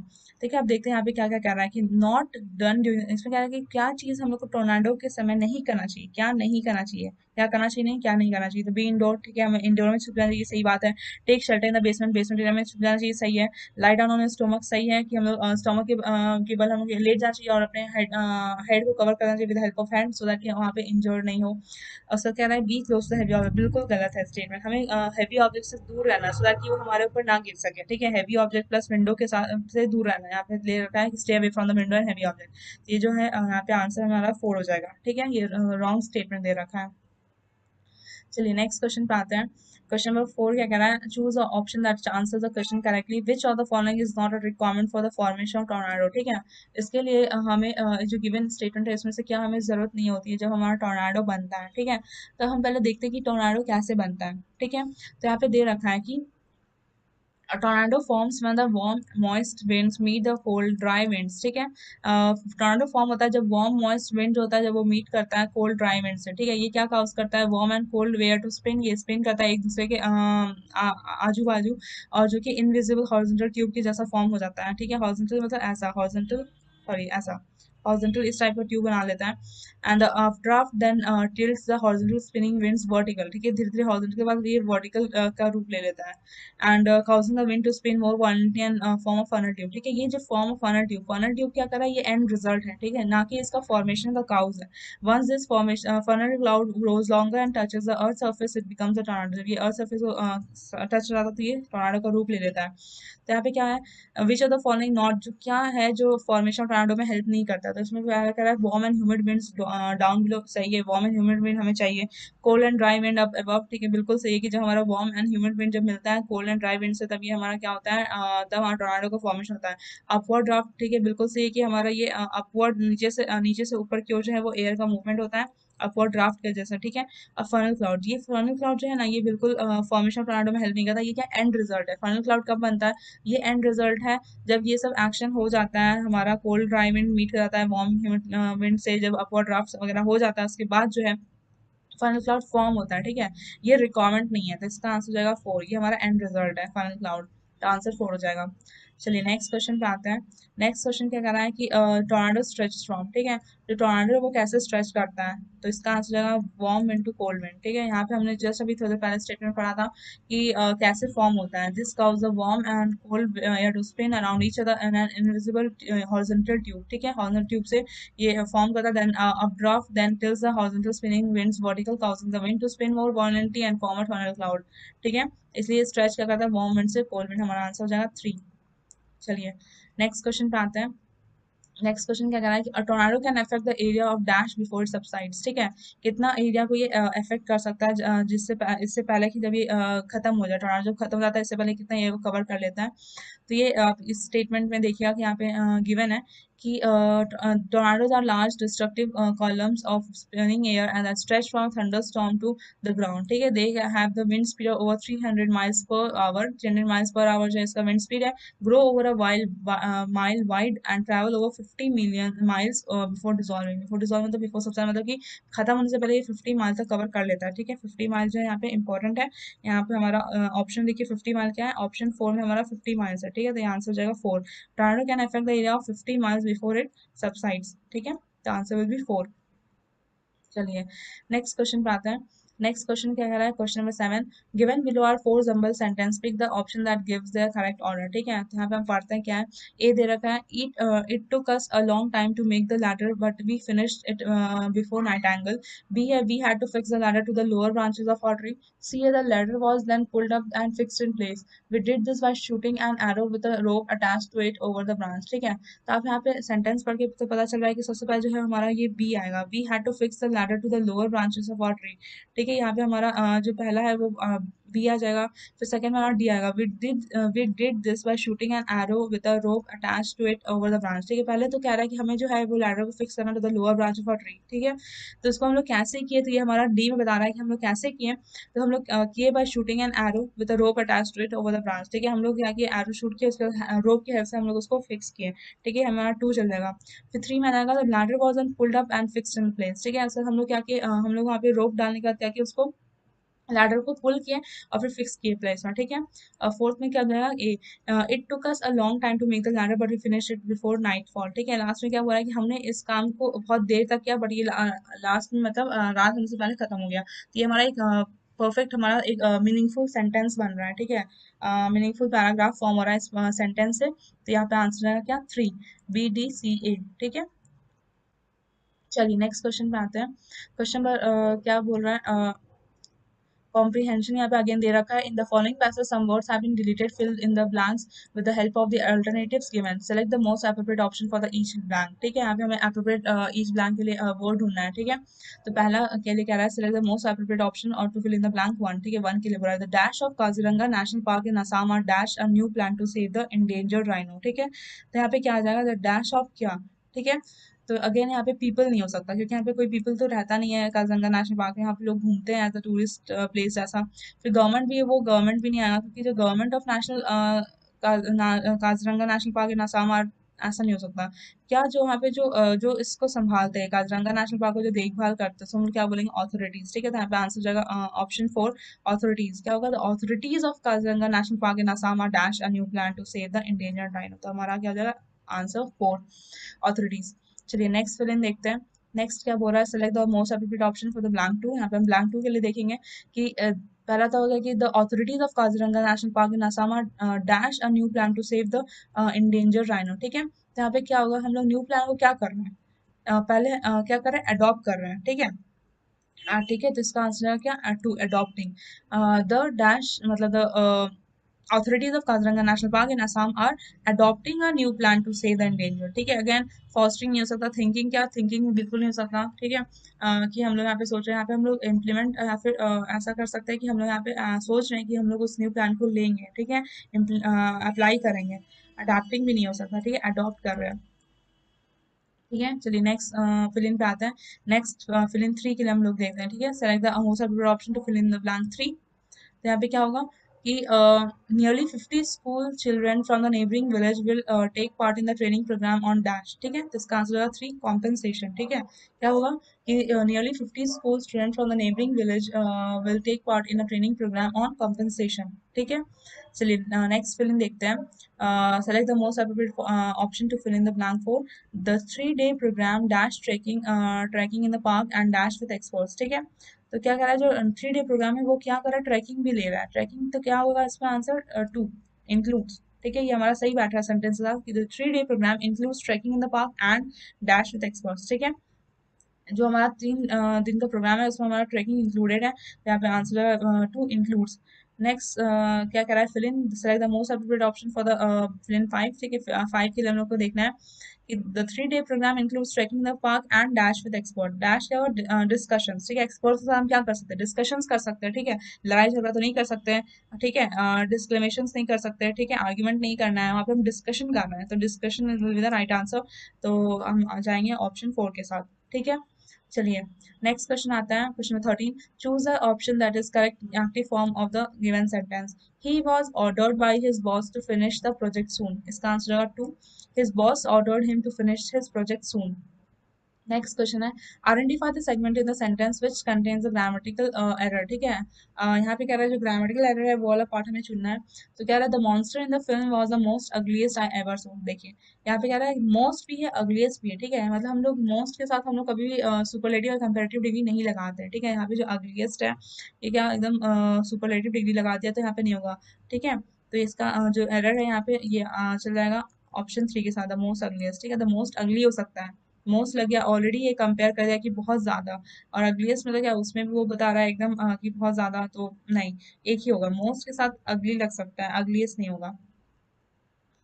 चलिए नेक्स्ट क्वेश्चन क्या रहा है 15 number, select the most appropriate alternative to the given group of words, one who works for the good of others. ठीक है, इसको हम लोग क्या बोल सकते हैं, इसका हो जाएगा 3 अल्ट्रस्ट। ठीक है, जो अल्ट्रस्ट है इसका मतलब क्या होता है, one who works for the good of others. ठीक है, चलिए नेक्स्ट क्वेश्चन पे आता है, question number 16, choose the option that is the correct direct from of the given sentence. ठीक है, my professor told me that I was selected to represent our college in the debate competition.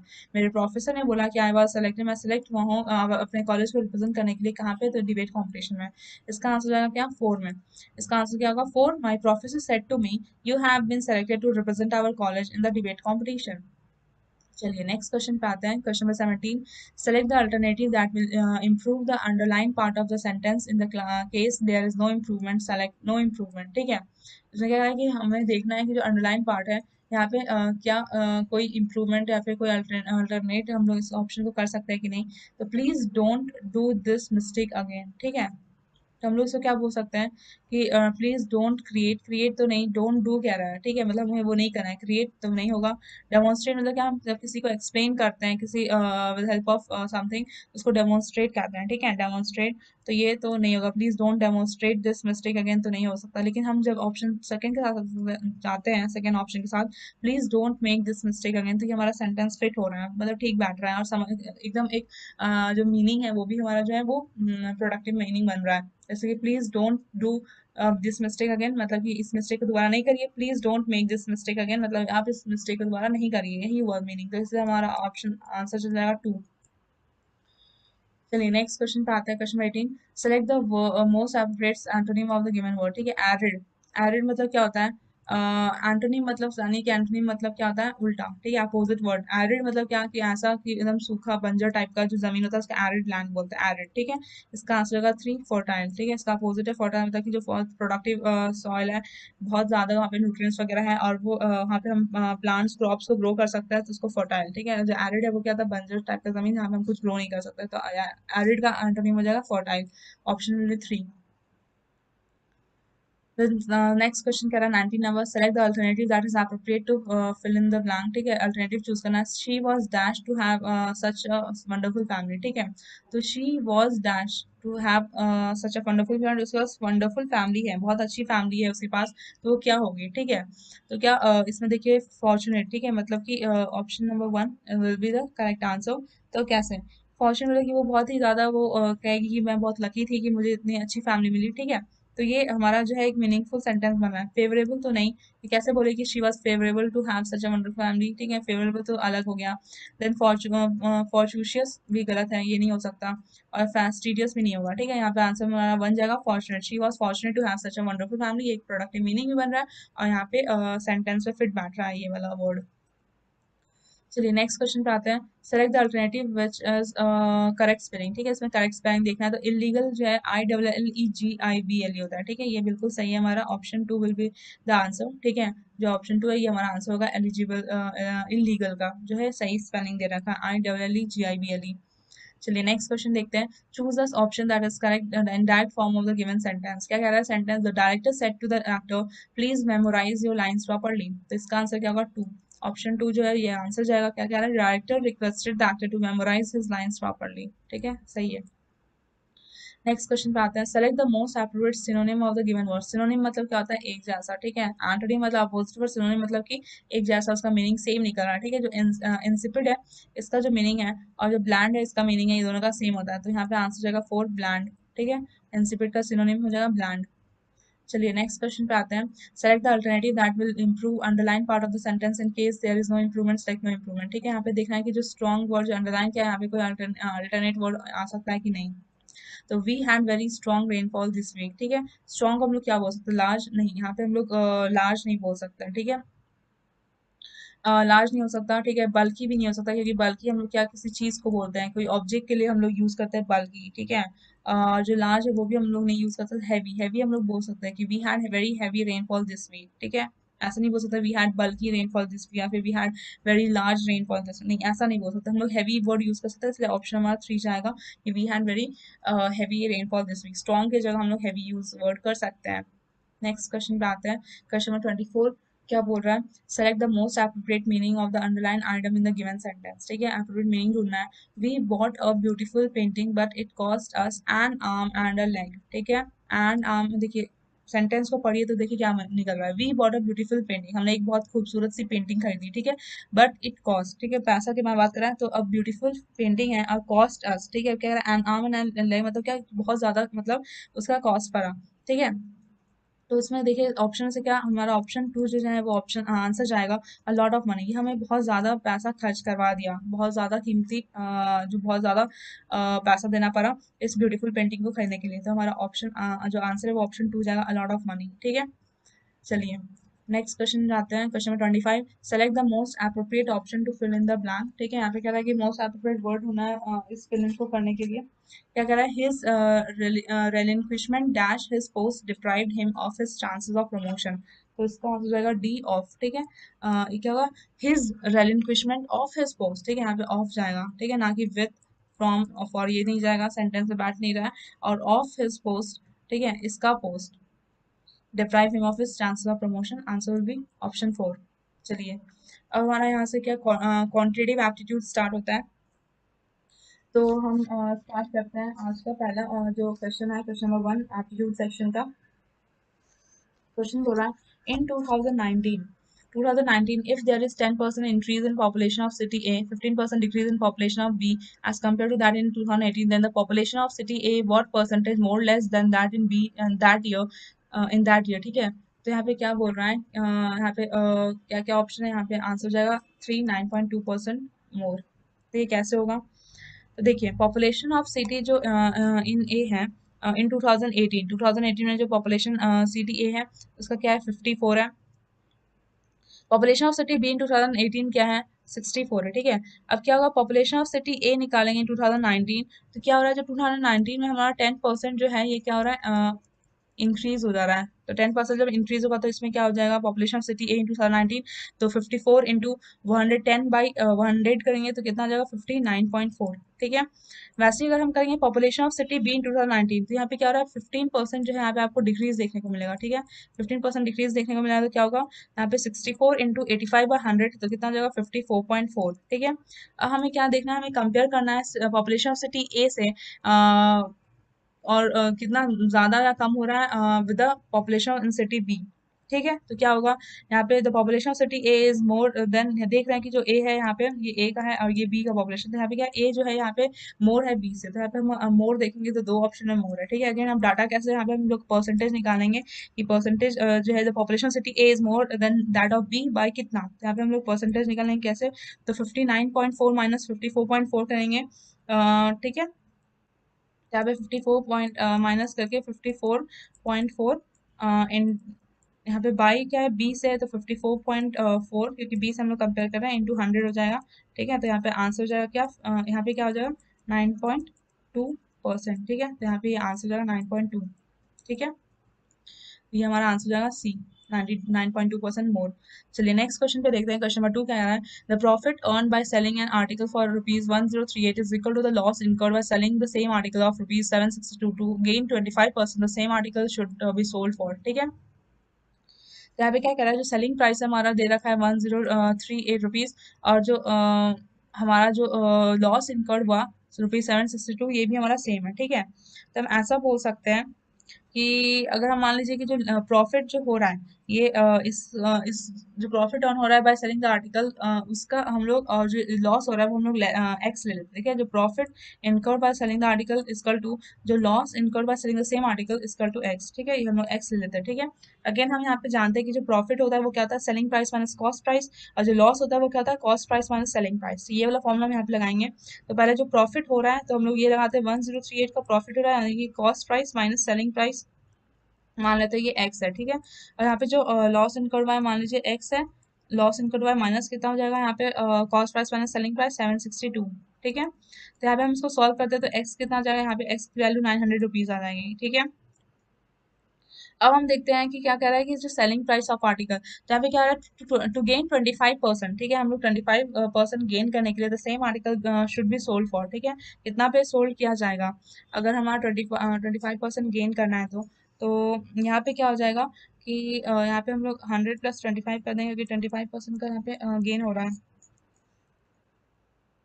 तो 100 + 25 यहाँ पे नीचे आ जाएगा 100। ठीक है, और किसका, तो ये 900 का, तो ये कितना जाएगा 125/100 इंटू 900। तो यहाँ पे क्या आ जाएगा, यहाँ पे हमारा आंसर जाएगा 1125। ठीक है, ये यहाँ का आंसर है। तो यहाँ पे ऑप्शन जो 4 है ये हमारा आंसर जाएगा 1125 रुपीज। नेक्स्ट क्वेश्चन पे आते हैं। क्वेश्चन नंबर 3 क्या कर रहा है, a dealer allows a 36% discount on the marked price of an article and still gains 28%. If the cost price of the article is reduced by 10%, how much discount percent should he allow now so as to get the same percentage of profit as before? ठीक है, तो यहाँ पे क्या कह रहा है कि जो डीलर है वो 36% डिस्काउंट दिया है ऑन द मार्क प्राइस पर। ठीक है, मार्क प्राइस पे ये डिस्काउंट दिया, उसके बाद ये गेन किया 28%। अगर वो कॉस्ट प्राइस को आर्टिकल को रिड्यूस करता था 10% से, तब भी इसका जो डिस्काउंट परसेंट है वो अगर ये अलाउ करता है, तो वो उसको कितना मतलब कितना वो डिस्काउंट परसेंट देगा कि उसको सेम परसेंटेज ऑफ प्रॉफिट होगा जितना उसको पहले होता था। ठीक है, तो हम लोग क्या करेंगे, यहाँ पे जो कॉस्ट प्राइस है, लेट द कॉस्ट प्राइस हम लोग क्या करेंगे 100 मानेंगे। ठीक है, गेन 28% का गेन है, तो यहाँ पे क्या होगा, जो टोटल गेन है वो कितना हो जाएगा 28। ठीक है, 28 जो हमारा टोटल गेन हो जाएगा। फिर हम देखते हैं जो सेलिंग प्राइस है वो कितना हो जाएगा, तो 100 + 1, ये 100 + 28, तो 128 रुपीज जो है वो हमारा ये क्या हो जाएगा सेलिंग प्राइस। ठीक है, अगर हम लोग एक्स ले लेते हैं mark price, let X be the mark price. ठीक है, तो यहाँ पे क्या डिस्काउंट हो रहा है हमारा 36% डिस्काउंट हो रहा है। तो हम लोग क्या करेंगे यहाँ पे x इंटू 36/100, तो कितना हो जाएगा 9x/25। ठीक है, सिंप्लीफाई कर देंगे 36 9/25 तो 9/25 एक्स। फिर जो हमारा सेलिंग प्राइस है उसको हम लोग क्या करेंगे माइनस कर देंगे, यानी कि x माइनस 9x/25। ठीक है, तो यहाँ पे हमारा क्या आ जाएगा 16x/25। ठीक है, अब हम जो हमारा सेलिंग प्राइस है वो हम सेम रख रहे हैं। ठीक है, सेलिंग प्राइस सेम रख रहे हैं, तो क्या हो जाएगा, तो हम लोग यहाँ पे इक्वेट कर सकते हैं 16x/25 को हम लोग किससे 128 से यहाँ पे हम लोग इक्वेट कर सकते हैं। ठीक है, तो यहाँ पे क्या हो जाएगा, x का जो वैल्यू आएगा वो 200 आएगा। तो हमारा हमने x किसको लिया था, तो हमारे यहाँ जो x है वो मार्क वैल्यू है। ठीक है, मार्क प्राइस है। अब क्या कर रहे हैं हम लोग, क्या कर रहे हैं यहाँ पे क्वेश्चन में कह रहा है कि हम लोग जो कॉस्ट प्राइस है आर्टिकल का उसको रिड्यूस करें 10% से। ठीक है, तो 10% से रिड्यूस करें तो कितना हो जाएगा, तो 100 माइनस 10 करेंगे तो 90। ठीक है, अब उसमें प्रॉफिट कितना हो रहा है, तो हम लोग को प्रॉफिट सेम रखना है। तो जो 28% जो हमारा प्रॉफिट है। ठीक है, और कॉस्ट प्राइस कितना 90 रुपीज। ठीक है, तब से निकालेंगे 90 × 28/100 करेंगे तो कितना आएगा 25.2 रुपीज का जो है वो प्रॉफिट होगा। अब सेलिंग प्राइस कितना हो जाएगा, तो 90 + 25.2 इक्वल टू 115.2। ठीक है, ये कितना, ये हमारा सेलिंग प्राइस आ जाएगा 115.2 जो हमारा सेलिंग प्राइस आ जाएगा।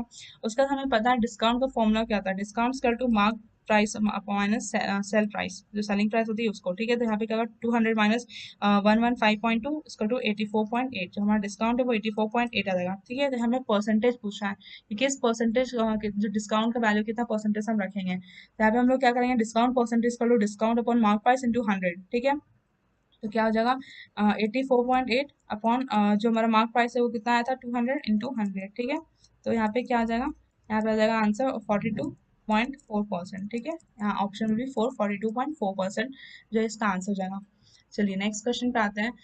क्वेश्चन नंबर 4 क्या बोल रहा है कि alloy A and B contain copper and zinc in the ratio 1:3 and 3:5 respectively. In what ratio A and B mixed to get a new alloy containing copper and zinc in the ratio 1:2? ठीक है, तो हमारा जो alloy ए है यहाँ पे हमारा जो कॉपर है और जिंक है। ठीक है, यहाँ पे क्या है 1:3 है।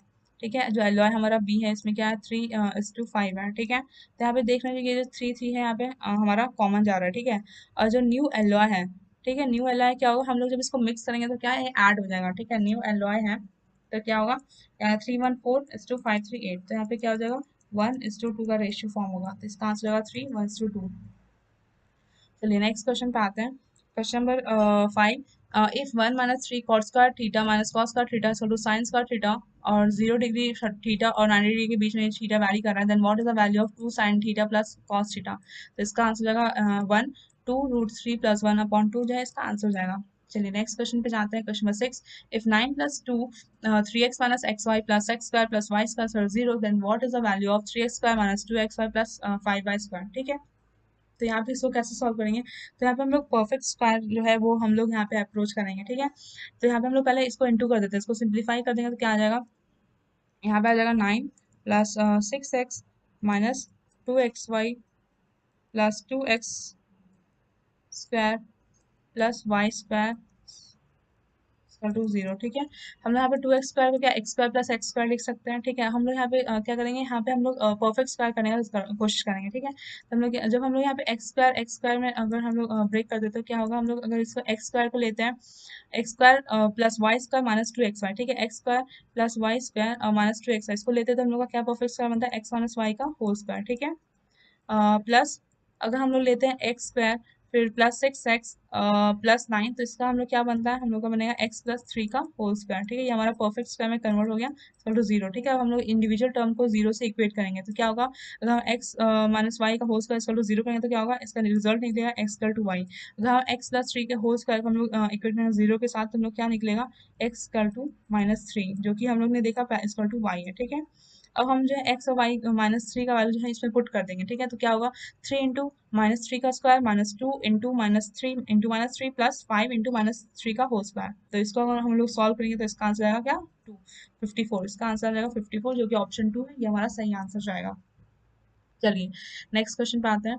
क्वेश्चन नंबर 7 क्या बोल रहा है, इन trapezium ABCD AB parallel to DC, the side DAD and BC are produced to meet at E. If AB 15 cm, CD 10 cm, AD 4 cm, then BC is equal to 5 cm, then DE is equal to what, ठीक है। तो क्या कह रहा है कि जो यहाँ पे ABCD पहले हम ट्रापेजियम फॉर्म कर लेते हैं, ठीक है। ये हमारा ट्रापेजियम है, ठीक है। यहाँ पे क्या कह रहा है, ए और जो बी है, ए बी जो है ये हमारा क्या पैरेलल है डीसी के, ठीक है। The sides A D and B C produce to meet E, ठीक है। ये हम लोग प्रोड्यूस किया, ये मीट करा एट द पॉइंट ई, ठीक है। इफ ए बी 15 सेंटीमीटर, जो ए बी है हमारा ये 15 सेंटीमीटर दे रखा है, जो सी डी है ये कितना 10 सेंटीमीटर दे रखा है, जो ए डी है ये 4 सेंटीमीटर दे रखा है, एंड जो बी सी है वो कितना 5 सेंटीमीटर दे रखा है, तो डी ई कितना होगा, ठीक है। डी ई कितना होगा ये हमारा क्वेश्चन पूछ रहा है। यहाँ पे हम देखेंगे जो हमारा जो दो ट्राइंगल है, दो ट्राइंगल क्या है, जो ट्राइंगल हमारा ई डी सी है स्कल टू हो जाएगा ट्राइंगल ई ए बी, ठीक है। क्योंकि यहाँ पे जो एंगल ई है, यहाँ पे जो आपको देखने को मिला कि जो कॉमन है, ठीक है, एंगल ई कॉमन है, तो क्या कर रहा है, जो ट्राइंगल हमारा ई डी सी है equal to triangle E A B, ठीक है। और यहाँ पे जो जो हमारा ई पॉइंट है ये हमारा कॉमन है, एंगल ई जो है वो कॉमन है, ठीक है। तो हम लोग यहाँ पे क्या सिमिलैरिटी रेशियो लगा सकते हैं ट्राइंगल ई डी सी में और ट्राइंगल ई ए बी में, ठीक है। तो हम लोग यहाँ पे लिख देंगे कि जो साइड हमारा डी है, डी ई अपॉन जो ए ई साइड है, ठीक है, D D upon A E side जो है हमारा वो इक्वल टू है किसके, C D upon A B को, ठीक है, C D upon A B. हम लोग इसको क्या रेसिप्रोकल कर देंगे, उल्टा कर देंगे, ठीक है। तो ए ई ऊपर आ जाएगा upon D E equal to A B upon C D, ठीक है। इसको रेसिप्रोक कर दिए। उसका जो ए ई है हमारा हम लिख सकते हैं A E equal to A D plus D, ठीक है। उसके बाद हम लोग इसको सॉल्व करेंगे, ए ई के जगह हम लोग ए डी प्लस डी लिखते हैं, या फिर हम लोग अगर दोनों तरफ अगर हम लोग -1 भी करते हैं तभी हमारा आ जाएगा, ए ई अपॉन डी -1 यहाँ पे करते हैं, A B upon C D -1 करते हैं, ठीक है। और यहाँ पे A B upon C D का वैल्यू पता है तो यहाँ पे क्या हो जाएगा 15 15 अपॉन 10 15 अपॉन 10 -1 हो जाएगा, तो 1/2 आ जाएगा हमारा इसका वैल्यू।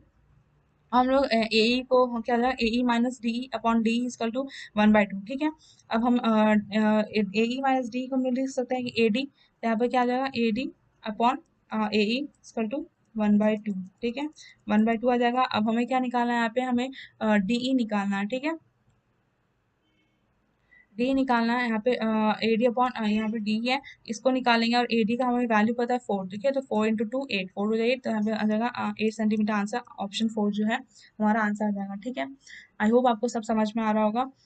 चलिए नेक्स्ट क्वेश्चन देखते हैं। क्वेश्चन नंबर 8 क्या कह रहा है कि if x plus 9y is divisible by 5 where x and y are integers, then what is the remainder when 8x plus 7y is divided by 5, ठीक है।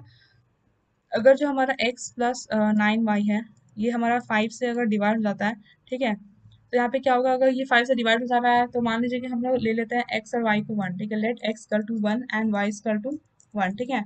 अगर हम x और y को 1 लेते हैं तो x 1 लेते हैं, y 1 प्लस 9 वन जा 9, 9 वन जा 9 अपॉन 5, तो ये क्या हो जाएगा 10/5। ये क्या कंप्लीट डिविजिबल है, ठीक है। कंप्लीट डिविजिबल है तो यहाँ पे क्या है, जो कंडीशन है वो सेटिस्फाई हो रहा है, ठीक है। वैसे ही अगर हम लेते हैं 8x प्लस 7y, तो यहाँ पे क्या होता है कि 8 इंटू 1 प्लस 7 इंटू 1, तो 8 प्लस 7 अपॉन 5, तो 15 अपॉन 5 3, ठीक है। तो इसका क्या है, रिमाइंडर जीरो हो सकता है। जिस तरीके से अगर हमारा जो x प्लस 9y जो डिविजल 5 है तो इसका रिमाइंडर जो है जीरो होने का चांसेस है, वैसे ही हमारा जो कंप्लीट डिविजल है इसके वजह से इसका रिमाइंडर जो जीरो हो जाएगा। वैसे ही हमारा जो 8 x प्लस 7y है, ये हमारा 5 से कंप्लीट डिविजिबल है, इसलिए इसका रिमाइंडर जीरो हो जाएगा, ठीक है। इसका आंसर जाएगा 4 0, ठीक है। चलिए नेक्स्ट क्वेश्चन पे आते हैं। क्वेश्चन नंबर 9 कह रहा है the ratio of monthly incomes of A and B is 3:4 and the ratio of their monthly savings is 7:6. If the income of A is equal to the twice the expenditure of B, then what is the ratio of the expenditure of A and B, ठीक है। तो यहाँ पे क्या कर रहा है, A और B का क्या दे रखा है, यहाँ पे इनकम का रेशियो दे रखा है। इनकम क्या है 3:4, ठीक है। और जो एक्सपेंडिचर है वो कितना दे रखा है 7:6, ठीक है।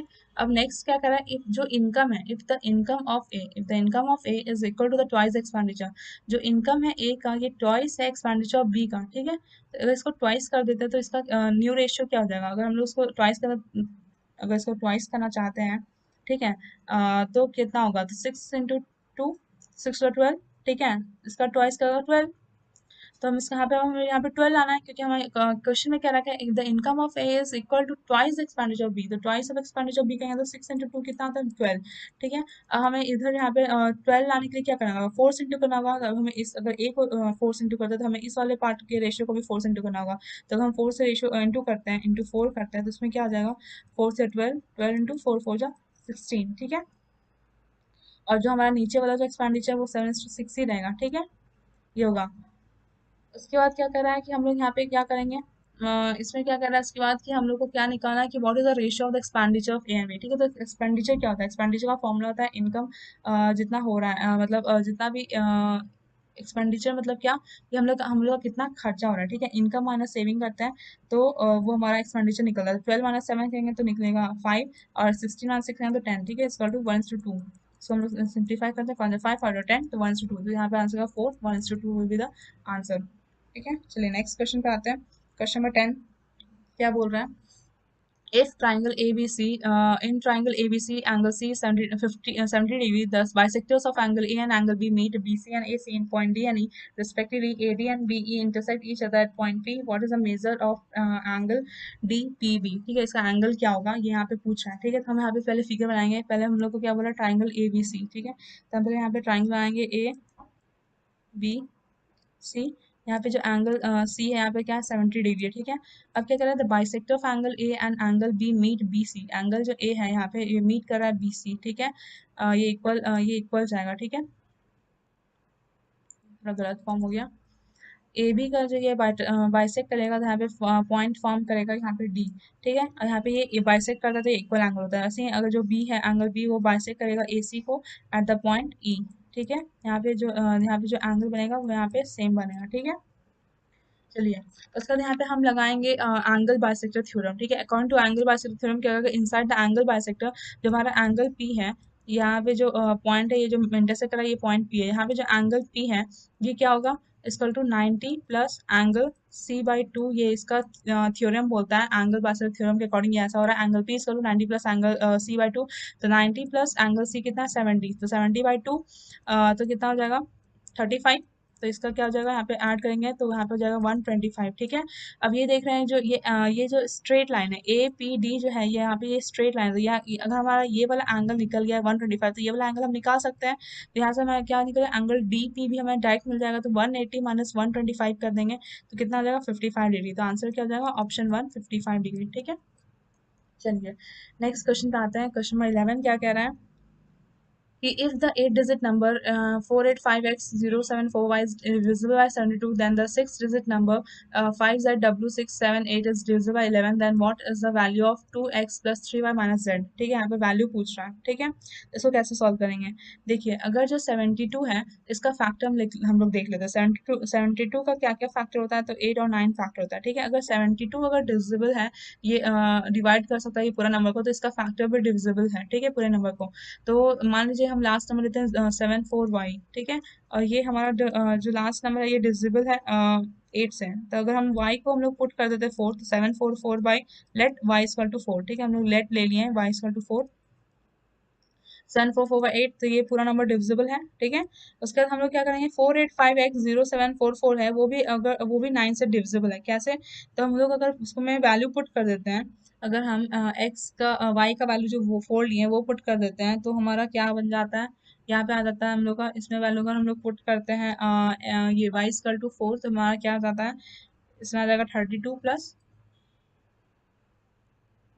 Plus x. ठीक है, एक्स हमारे पता नहीं है और हमने वाई की वैल्यू पुट कर दी है, और ऐड करते हैं तो कितना आता है, मतलब 4 + 8 plus 5 plus x plus 0 plus 7 plus 4 plus 4। ठीक है, इसको ये डिविजिबल है 9 से, तो हम लोग का कितना आता है 32 प्लस एक्स। अगर हम लोग का एक्स हम लोग लेट कर लेते हैं 4। ठीक है, तो 32 + 4 कितना होगा 36, जो कि 9 से डिविजिबल है। ठीक है, 9 से डिविजिबल है, 9 4 36। ठीक है, तो ये तो ये हमारा ये पता चलता है कि दोनों जो है वो डिवाइड हो रहा है, दोनों फैक्टर जो है। वैसे क्या है, जो 6 डिजिट नंबर है, ठीक है, 5z 4 6 3 6 7 8 डिविजिबल है 11 से। ठीक है, तो हम लोग क्या कर रहे हैं यहाँ पे जो यहाँ पे लिख रहा है 5 minus Z plus 4 minus 6 plus 7 minus 8 equal to, यहाँ पे हम लोग जीरो ला रहे हैं। ठीक है, तो यहाँ पे क्या करेंगे 16 minus Z minus 14 equal to zero, और 2 minus Z equal to zero. तो यहाँ पे जेड का वैल्यू कितना आ रहा है 2। ठीक है, अब हम लोग क्या करेंगे कि इसमें वैल्यू पुट करेंगे, जो हमारा 2x plus 3y minus Z है, x का वैल्यू है 4, y का वैल्यू 4 और z का वैल्यू है 2। ठीक है, तो यहाँ पे क्या 2 × 4 प्लस 3 × 4 माइनस 2, तो इसका आ जाएगा 18। ठीक है, तो आंसर हो जाएगा 1। जो आंसर है इसका ऑप्शन 1 हो जाएगा 18। ठीक है, आई होप आप सब क्वेश्चन समझ रहे होंगे। ठीक है, अगर समझ नहीं आ रहा है तो आप फिर से इस वीडियो को देखिए, अच्छे से आपको समझ में आना है, क्योंकि मैं हर एक स्टेप एक्सप्लेन कर रही हूँ। ठीक है, चलिए नेक्स्ट क्वेश्चन पे आते हैं। Question 12, A can do a certain work in the same time in the which B and C together can do, if A and B together can do it in 10 days and C alone in 15 days, B alone can do 66 2/3% of the same work in, ठीक है, इसका answer जाएगा 440 days। ठीक है, चलिए next question पे आते हैं। The average of 61 number is 54. The average of first 31 number is 50.6, and the last 31 number is 30.4. If the 31st number is excluded, then what is the average of the remaining number? ठीक है, तो उसको हम कैसे solve करेंगे? हमें पता है कि एवरेज क्या होता है। एवरेज इक्वल टू होता है sum of number upon total number. ठीक है, तो यहाँ पे एवरेज दे रखा है अगर 54 किसका, 61 नंबर का, तो 54 हो जाएगा equal to sum of 61 number upon 61। ठीक है, यहाँ पे सम आ जाएगा, सम ऑफ 61 नंबर अपॉन 61। ठीक है, तो यहाँ पे जो सम ऑफ 61 नंबर है वो कितना आ जाएगा, 54 × 61 इक्वल टू 3294। ठीक है, वैसे हम निकालेंगे कि average of first 31 number equal to 50.6 दे रखा है। ठीक है, तो यहाँ पे क्या देखेंगे, तो 50.6 यहाँ पे हम लोग लेते हैं जो सम है average of first 31st number, यहाँ पे x1 ले लेते हैं अपॉन 31। तो हम लोग अगेन +1 इसको इंटू कर देंगे 50.6 और 31। ये +1 आपको ध्यान रखना है एवरेज ऑफ फर्स्ट 31 नंबर है। ठीक है, यहाँ पे जो प्लस है वो क्या है, सम ऑफ 61 नंबर। ठीक है, चलिए यहाँ पे क्या आ जाएगा हमारा, यहाँ पे आ जाएगा हमारा 50.6 इंटू करेंगे 31, तो यहाँ पे आ जाएगा 156 ठीक है, यहाँ पे आ जाएगा 1568.6। ठीक है, उसका हम निकालेंगे average of last 31st number. ठीक है, इसका क्या निकालेंगे, तो यहाँ पे हमारा जो average of last 31st number है, तो यहाँ पे कितना जाएगा, तो यहाँ पे 60.4 इंटू 31 करेंगे तो 1872.4। ठीक है, उसके बाद हम लोग क्या करें, जो लास्ट नंबर है वो एक्सक्लूड करें, तो 31st नंबर इज एक्सक्लूडेड। अगर हम लोग इसको एक्सक्लूड करते हैं तो क्या होगा, ठीक है, तो हम लोग क्या करेंगे, तो यहाँ पे क्या करेंगे 1568.6 प्लस 1872.4 माइनस 3294। ठीक है, ये हमारा आ जाएगा आंसर, कितना आ जाएगा 147। ठीक है, और अगर हम लोग एक्सक्लूड करते तो क्या होगा, जो हमारा सम है टोटल 3294 minus 147 इसकल टू 33147। ठीक है, और जो रिक्वायर एवरेज है वो कितना होगा 3147 अपॉन 60 करेंगे तो कितना आ जाएगा 52.45, जो कि ऑप्शन 2 है। तो ये हमारा आंसर जाएगा 52.45 ऑप्शन 2 आंसर। नेक्स्ट क्वेश्चन पे आते हैं। क्वेश्चन 14 क्या बोल रहा है, sum amount of rupees 3872 in 2 years and to rupees 4259.20 in 3 years at a certain rate percent PA, if the interest is compounded annually, what is the simple interest on the same sum for 1/3 year of 6.75% per annum। ठीक है, इसका answer रहेगा 31152 rupees. ठीक है, चलिए next question पे आते हैं। क्वेश्चन नंबर 15 क्या बोल रहा है, A and B start moving from place X to Y and Y to X respectively at the same time on the same day after crossing each other, and they complete the remaining journey in 4/9 hours and X hours respectively. If the ratio of speed in kilometer per hour of A and B is 907, then what is the value of X। ठीक है, answer हो जाएगा 29। ठीक है, next question पे आते हैं।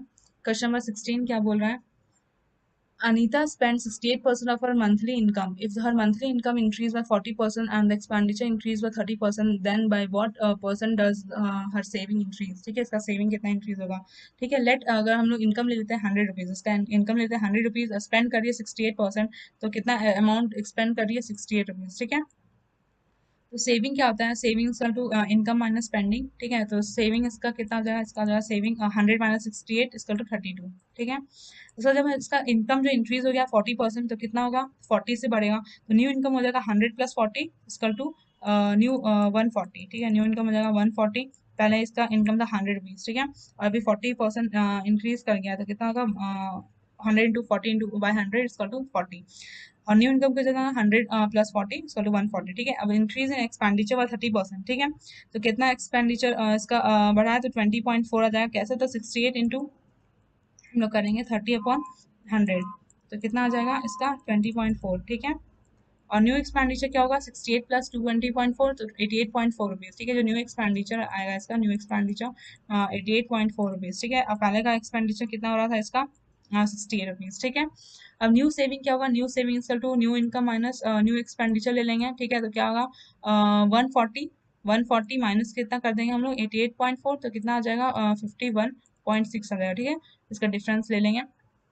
हाँ, अगर अब हम इसका क्या परसेंट निकालना है। ठीक है, by what percent does our saving increase, तो हम लोग इसका परसेंट निकालने के लिए क्या करेंगे, तो 51.6 माइनस 32 अपॉन 32 इंटू 100। ठीक है, इसको सॉल्व करेंगे तो इसका क्या आएगा वैल्यू 61.25%। ठीक है, इसका आंसर जाएगा ऑप्शन 1 61.25%। ठीक है, चलिए नेक्स्ट क्वेश्चन पे आते हैं। Question number 17, the cost price of two article A and B are in the ratio of 3:5। Ratio earns a profit of 28% on A and loss 15% on B. What is her overall loss और gain percent. ठीक है, इसका answer जाएगा 2 gain 1.125%। Again ये इस type से solve होगा जैसे हमने पिछले क्वेश्चन में सॉल्व किया। आई होप इसको आप सॉल्व कर लीजिएगा। नेक्स्ट क्वेश्चन पे आते हैं, if x plus y plus z equal to 17, xy plus yz plus zx equal to 85, then what is the value of root under x cube plus y cube plus z cube minus 3xyz। इसका answer रहेगा option 2 17 root 2। ठीक है, next question पे आता है question 19, when the price of sugar increased by 28%, a family reduced its consumption per month such that the expenditure on sugar was on 12% more than before। if 10 kg sugar was consumed per month before the price rise, then what was the new consumption। इसका answer रहेगा option 2 8.75। ठीक है, next question पे आते हैं। Question number 20, the average weight of some children in the group was 48.5 kg when 6 students having average weight of 50.4 kg left the group and 4 students having average weight of 56.55 kg joined the group, then the average weight of the children in the group increased by 0.8 kg। the number of children initially in the group was। ठीक है, number of group initially was कितना था, तो answer आएगा option 3 28। ठीक है, next question पे आते हैं। क्वेश्चन नंबर 21 क्या कह रहा है, the average population of city B for all the given years is what percent less than the total population of city A for 2014 16 and 18। ठीक है, तो यहाँ पे क्या कर रहा है कि जो एवरेज पॉपुलेशन है सिटी बी का गिवन ईयर्स में, तो व्हाट परसेंट लेस है than the total population city A for 2014 16 18। ठीक है, 14 16 18 मतलब क्या कर रहा है 14 16 18। ठीक है, वो भी पॉपुलेशन ए का। ठीक है, पॉपुलेशन ए का जाएगा, तो यहाँ पे इसका आंसर जाएगा 262। ठीक है, अब हम देखते हैं 62 कैसे होगा। पहले हम क्या करेंगे कि सम ऑफ बीस पॉपुलेशन निकाल लेंगे, ठीक है। बी बी का बोल रहा है, ठीक है, सिटी बी का बोल रहा है, सिटी ए का बोल रहा है, तो बी का टोटल पॉपुलेशन निकालने तो क्या होगा 48, ठीक है। 48 plus 50, 48 plus 50 plus 55 plus 60 plus 65 plus 64, तो 342 है जो वो टोटल निकल जाएगा 342 जो टोटल सम ऑफ बीस पॉपुलेशन निकाल देंगे, ठीक है। हम लोग क्या आएंगे जो जितना भी बीस पॉपुलेशन बी का जो पॉपुलेशन है हम लोग उसको ऐड किए हैं, ठीक है। क्या है 48 plus 50 plus 55 plus 60 plus 65 plus total B का पॉपुलेशन निकाल दिया 342। वैसे ही हम लोग अब क्या करेंगे कि अब निकालेंगे एवरेज, ठीक है। तो एवरेज ऑफ बी पॉपुलेशन क्या होता है sum of terms upon number of terms, ठीक है। तो कितना जाएगा 346 अपॉन टोटल कितना है 1 2 3 4 5 6 है, तो 342 अपॉन 6 कर देंगे तो कितना जाएगा 57 निकल जाएगा इसका वैल्यू, ठीक है। अब क्या करेंगे कि अब ए पॉपुलेशन का टोटल निकालेंगे, सम ऑफ टोटल ए पॉपुलेशन कितना है, इसका कितना होगा, इसका बस टोटल तीन का निकालेंगे। क्यों? क्योंकि क्वेश्चन दे रखा है कि average population city B of all the given years, B का सारे ईयर का लेना है, मतलब 15 14 13 14 15 16 17 18, बट ए का बस तीन ही ईयर लेना है 14 16 18, ठीक है। तो 14 में आ जाएगा ए का 44 प्लस आ जाएगा फिर 52 प्लस 54, ठीक है। इसका आ जाएगा वैल्यू 154, ठीक है 150, सॉरी, इसको ऐड करेंगे तो आपको आएगा 150। उसके बाद हम लोग यहाँ पे क्या करना है परसेंटेज निकालना है कितना कम है, ठीक है, जो ए बी का कितना कम है ए से, तो हम लोग यहाँ पे माइनस कर देंगे, तो 150 माइनस 57 करेंगे तो कितना आएगा 93, ठीक है 93 आएगा। 93 आएगा तो परसेंटेज कितना आएगा, तो परसेंटेज आएगा 93 अपॉन 150 इंटू 100 इक्वल टू 62% आपको देखने को मिला, इसका आंसर 2 गया, ऑप्शन 2 62, ठीक है। चलिए नेक्स्ट क्वेश्चन पे आते हैं। क्वेश्चन नंबर 22 कह रहा है what is the ratio of the total population of city A for 13 to 15 and 17 to the total population of city B for 15 and 17, ठीक है। अगेन हम लोग इसको ऐसे ही करेंगे, टोटल पॉपुलेशन ऑफ ए करेंगे तो 40 प्लस 45 प्लस 55 हो जाएगा 140, ठीक है।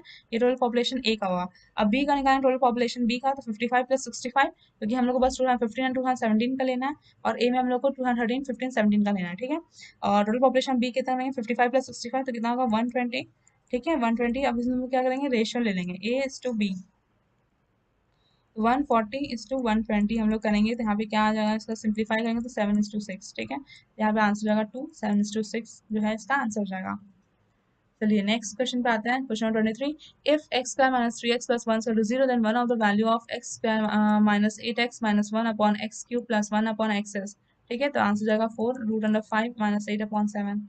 नेक्स्ट क्वेश्चन पे आते हैं, question 24, the sides of a triangular park are 36 metre 105 metre 111 metre, what is the cost of levelling the park of at rupees 8.40 per metre square, ठीक है। तो यहाँ पे हम क्या करेंगे कि यहाँ पे एक ट्राइंगल दे रखा है, ठीक है। यहाँ पे आपको मिल जाएगा, यहाँ पे जो 36 है, यहाँ पे 105 मीटर है, ये 101 मीटर है, 111 मीटर है, ठीक है 111 मीटर है, ठीक है। तो यहाँ पे क्या होगा जो एरिया ट्राइंगल का, यहाँ पे हम लोग हीरोन्स फॉर्मूला लगाएंगे। हीरोन्स फॉर्मूला क्या होता है root under S into S minus A, ठीक है। यहाँ पे S into S minus A S minus B into S minus C, ठीक है। जो एस है वो क्या होता है पेरीमीटर अपॉन टू, एस का जो फॉर्मूला होता है पेरीमीटर अपॉन टू, पेरीमीटर क्या होता है सम ऑफ ऑल साइड। तो हम पहले निकालेंगे कि एस की वैल्यू क्या आएगी, s equal to perimeter by two होता है, ठीक है, s upon perimeter by two, और पेरीमीटर क्या होता है perimeter sum of all side, तो सम ऑफ ऑल साइड मतलब 36 प्लस 105 प्लस 111, तो इसका जाएगा 252, ठीक है। तो 252 अपॉन टू, तो इसका जो एस है इसका वैल्यू हो जाएगा 126। अब हम यहाँ पे पुट कर देंगे 126 into 126 minus 36 into 126 minus 105 into 126 minus 111, तो इसका वैल्यू आ जाएगा 1890 मीटर स्क्वायर, ठीक है। इसका जो वैल्यू आएगा हिरोन फॉर्मूला का अप्लाई करेंगे तो इसका वैल्यू आ जाएगा 1890 मीटर स्क्वायर, ठीक है। यहाँ पे हम लोग का ये एरिया निकल गया। अब क्या करना है कि 1 मीटर स्क्वायर करने के लिए 8.40 रुपीज चाहिए होता है, ठीक है। अब 1890 मीटर स्क्वायर के लिए कितना चाहिए होगा, तो हम लोग यहाँ पे इंटू कर देंगे 1890 इंटू 8.4, ठीक है। तो यहाँ पे क्या आएगा वैल्यू 15876 जो है हमारा कॉस्ट लगेगा, तो यहाँ पे ऑप्शन हो जाएगा ₹15876 का आंसर हो जाएगा। चलिए नेक्स्ट क्वेश्चन पे आते हैं, क्वेश्चन नंबर 25। ये क्या कह रहा है if x equal to cosec 49 degree then tan square 49 degree plus 1 upon sin square 49 degree sec square 41 degree plus sin square 41 degree plus 1 upon cosec square 49 degree is equal to, ठीक है। इसका value क्या होगा ये पूछा अगर x equal to cosec 49 degree है तो इसका पूरा टोटल वैल्यू क्या होगा, तो इसका आंसर होगा 3 1 प्लस एक्स स्क्वायर, ठीक है। चलिए नेक्स्ट क्वेश्चन पे आते हैं, अब जनरल अवेयरनेस स्टार्ट होता है। जनरल अवेयरनेस में पहला क्वेश्चन क्या कह रहा है if a particular religious sect और community has been declared a national minority which of the following is not a advantage of member at avail, तो इसका आंसर जाएगा 2 setting up of separate institution only for the members of the community, next question है which massive movement began for after 1930 Dandi March? तो इसका answer होगा to civil disobedience. Next question है which of the following the two nations share common border. ठीक है, कौन सा जो दो नेशन है, दो कंट्री है जो कॉमन बॉर्डर शेयर करता है. इसका आंसर होगा option one Myanmar and Bangladesh. ये दोनों कॉमन बॉर्डर शेयर करता है.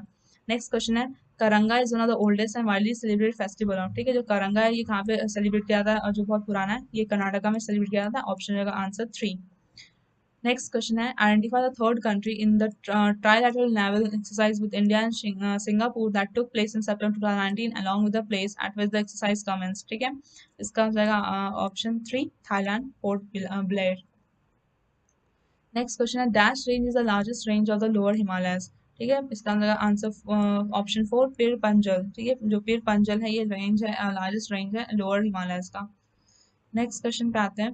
Question number 7 photo receptors of a printer और photocopy machine is made of which element. ठीक है, किस एलिमेंट से बनाता है फोटो रिसेप्टर जो होता है प्रिंटर या फोटोकॉपी मशीन का. तो इसका जो आंसर 3 और मोफस सिलिकॉन से बना होता है. नेक्स्ट क्वेश्चन है dash was one of the founder of the Hindustan socialist Republican association. Answer जाएगा ऑप्शन 4 चंद्रशेखर आजाद जो थे वो फाउंडर थे हिंदुस्तान सोशलिस्ट रिपब्लिकन एसोसिएशन के. नेक्स्ट क्वेश्चन पे आते हैं. Question number 10 which of the following is not a green house gas. ठीक है, आंसर जाएगा 3 नाइट्रोजन जो है वो ग्रीन हाउस गैस नहीं है. बाकी कार्बन डाइऑक्साइड है, मीथेन है, वाटर वेपर है. नेक्स्ट क्वेश्चन है which of the following musicians in India only female night player. Answer जाएगा ऑप्शन 1 बगेश्वरी कमार. नेक्स्ट क्वेश्चन है which of the following is not a bacteria use in the process fermentation. कौन सा bacteria है जिसको हम लोग fermentation process में use नहीं कर सकते हैं. इसका आंसर जाएगा 4 कैम्पी फाइलोबैक्टर जो इसको हम लोग यूज नहीं करते हैं. बाकी स्ट्रेप्टोकोकस ल्यूकोस्टॉक लैक्टोबैसिलस ये सारे बैक्टीरिया को हम लोग फर्मेंटेशन प्रोसेस में यूज करते हैं. नेक्स्ट क्वेश्चन है maritime communication service to offer broadband service to support those travelling at sea was launch at dash September 2019. ठीक है, इसका आंसर ऑप्शन 2 मुंबई. नेक्स्ट क्वेश्चन है solid form of element carbon है. कार्बन है जो सॉलिड फॉर्म होता है कार्बन का वो कौन सा है. तो आंसर होगा ऑप्शन 2 डायमंड. नेक्स्ट क्वेश्चन है रोंगाली बिहू उत्सव is the spring festival of dash celebrated with great fervour. इसका आंसर होगा ऑप्शन 4 आसाम. ठीक है. Then next question है the 68th plenary session of North Eastern Council was held in Dash on 8th and 9th September 2019. इसका answer रहेगा option 3 Assam. ठीक है, आसाम में हेल्ड हुआ था. नेक्स्ट क्वेश्चन है 70 number who has been appointed as the interim chief of Jammu and Kashmir bank post and the removal of Parvez Ahmad. Answer रहेगा option 3 RK Chibber. Next question पे आते हैं question 18 in 2019 the vice president of India Shri M Venkaiah Naidu release a book which is compilation of speeches given by the Shri Ramnath Kovind president of India. तो ये कौन सी book है. तो इसका आंसर ऑप्शन 4 द रिपब्लिकन इथिक. ठीक है. नेक्स्ट क्वेश्चन है the Bhakra Nangal dam is situated on the dash river. जो भकरा नंगल डैम है वो किस पे सिचुएटेड है, कौन सी रिवर पे. तो आंसर जाएगा ऑप्शन 1 सतलज. सतलज रिवर पे ही सिचुएटेड है Bhakra Nangal dam. Next question है 20 number. Which of the following is a Greek travel book listing the ports situated along the Indian coastline? कौन सी बुक है. तो आंसर जाएगा ऑप्शन 2 पेरिप्लस मैरिस इरिथ्राइल. ठीक है. नेक्स्ट क्वेश्चन पे आते हैं question 21 dash is a hill pass lying in the middle of India and China. कौन सा हिल जो है वो middle of India and China के बीच में पाया जाता है. इसका आंसर है ऑप्शन 4 कराकोरम पास. ठीक है. नेक्स्ट क्वेश्चन है question 22 which article of the constitution of India gives the apex court absolute power to pass any order to or deceive as they may deem fit to pursue complete justice. Answer option 2 article 142.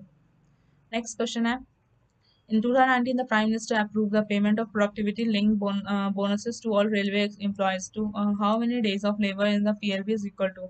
इसका answer है option 3 78. ठीक है.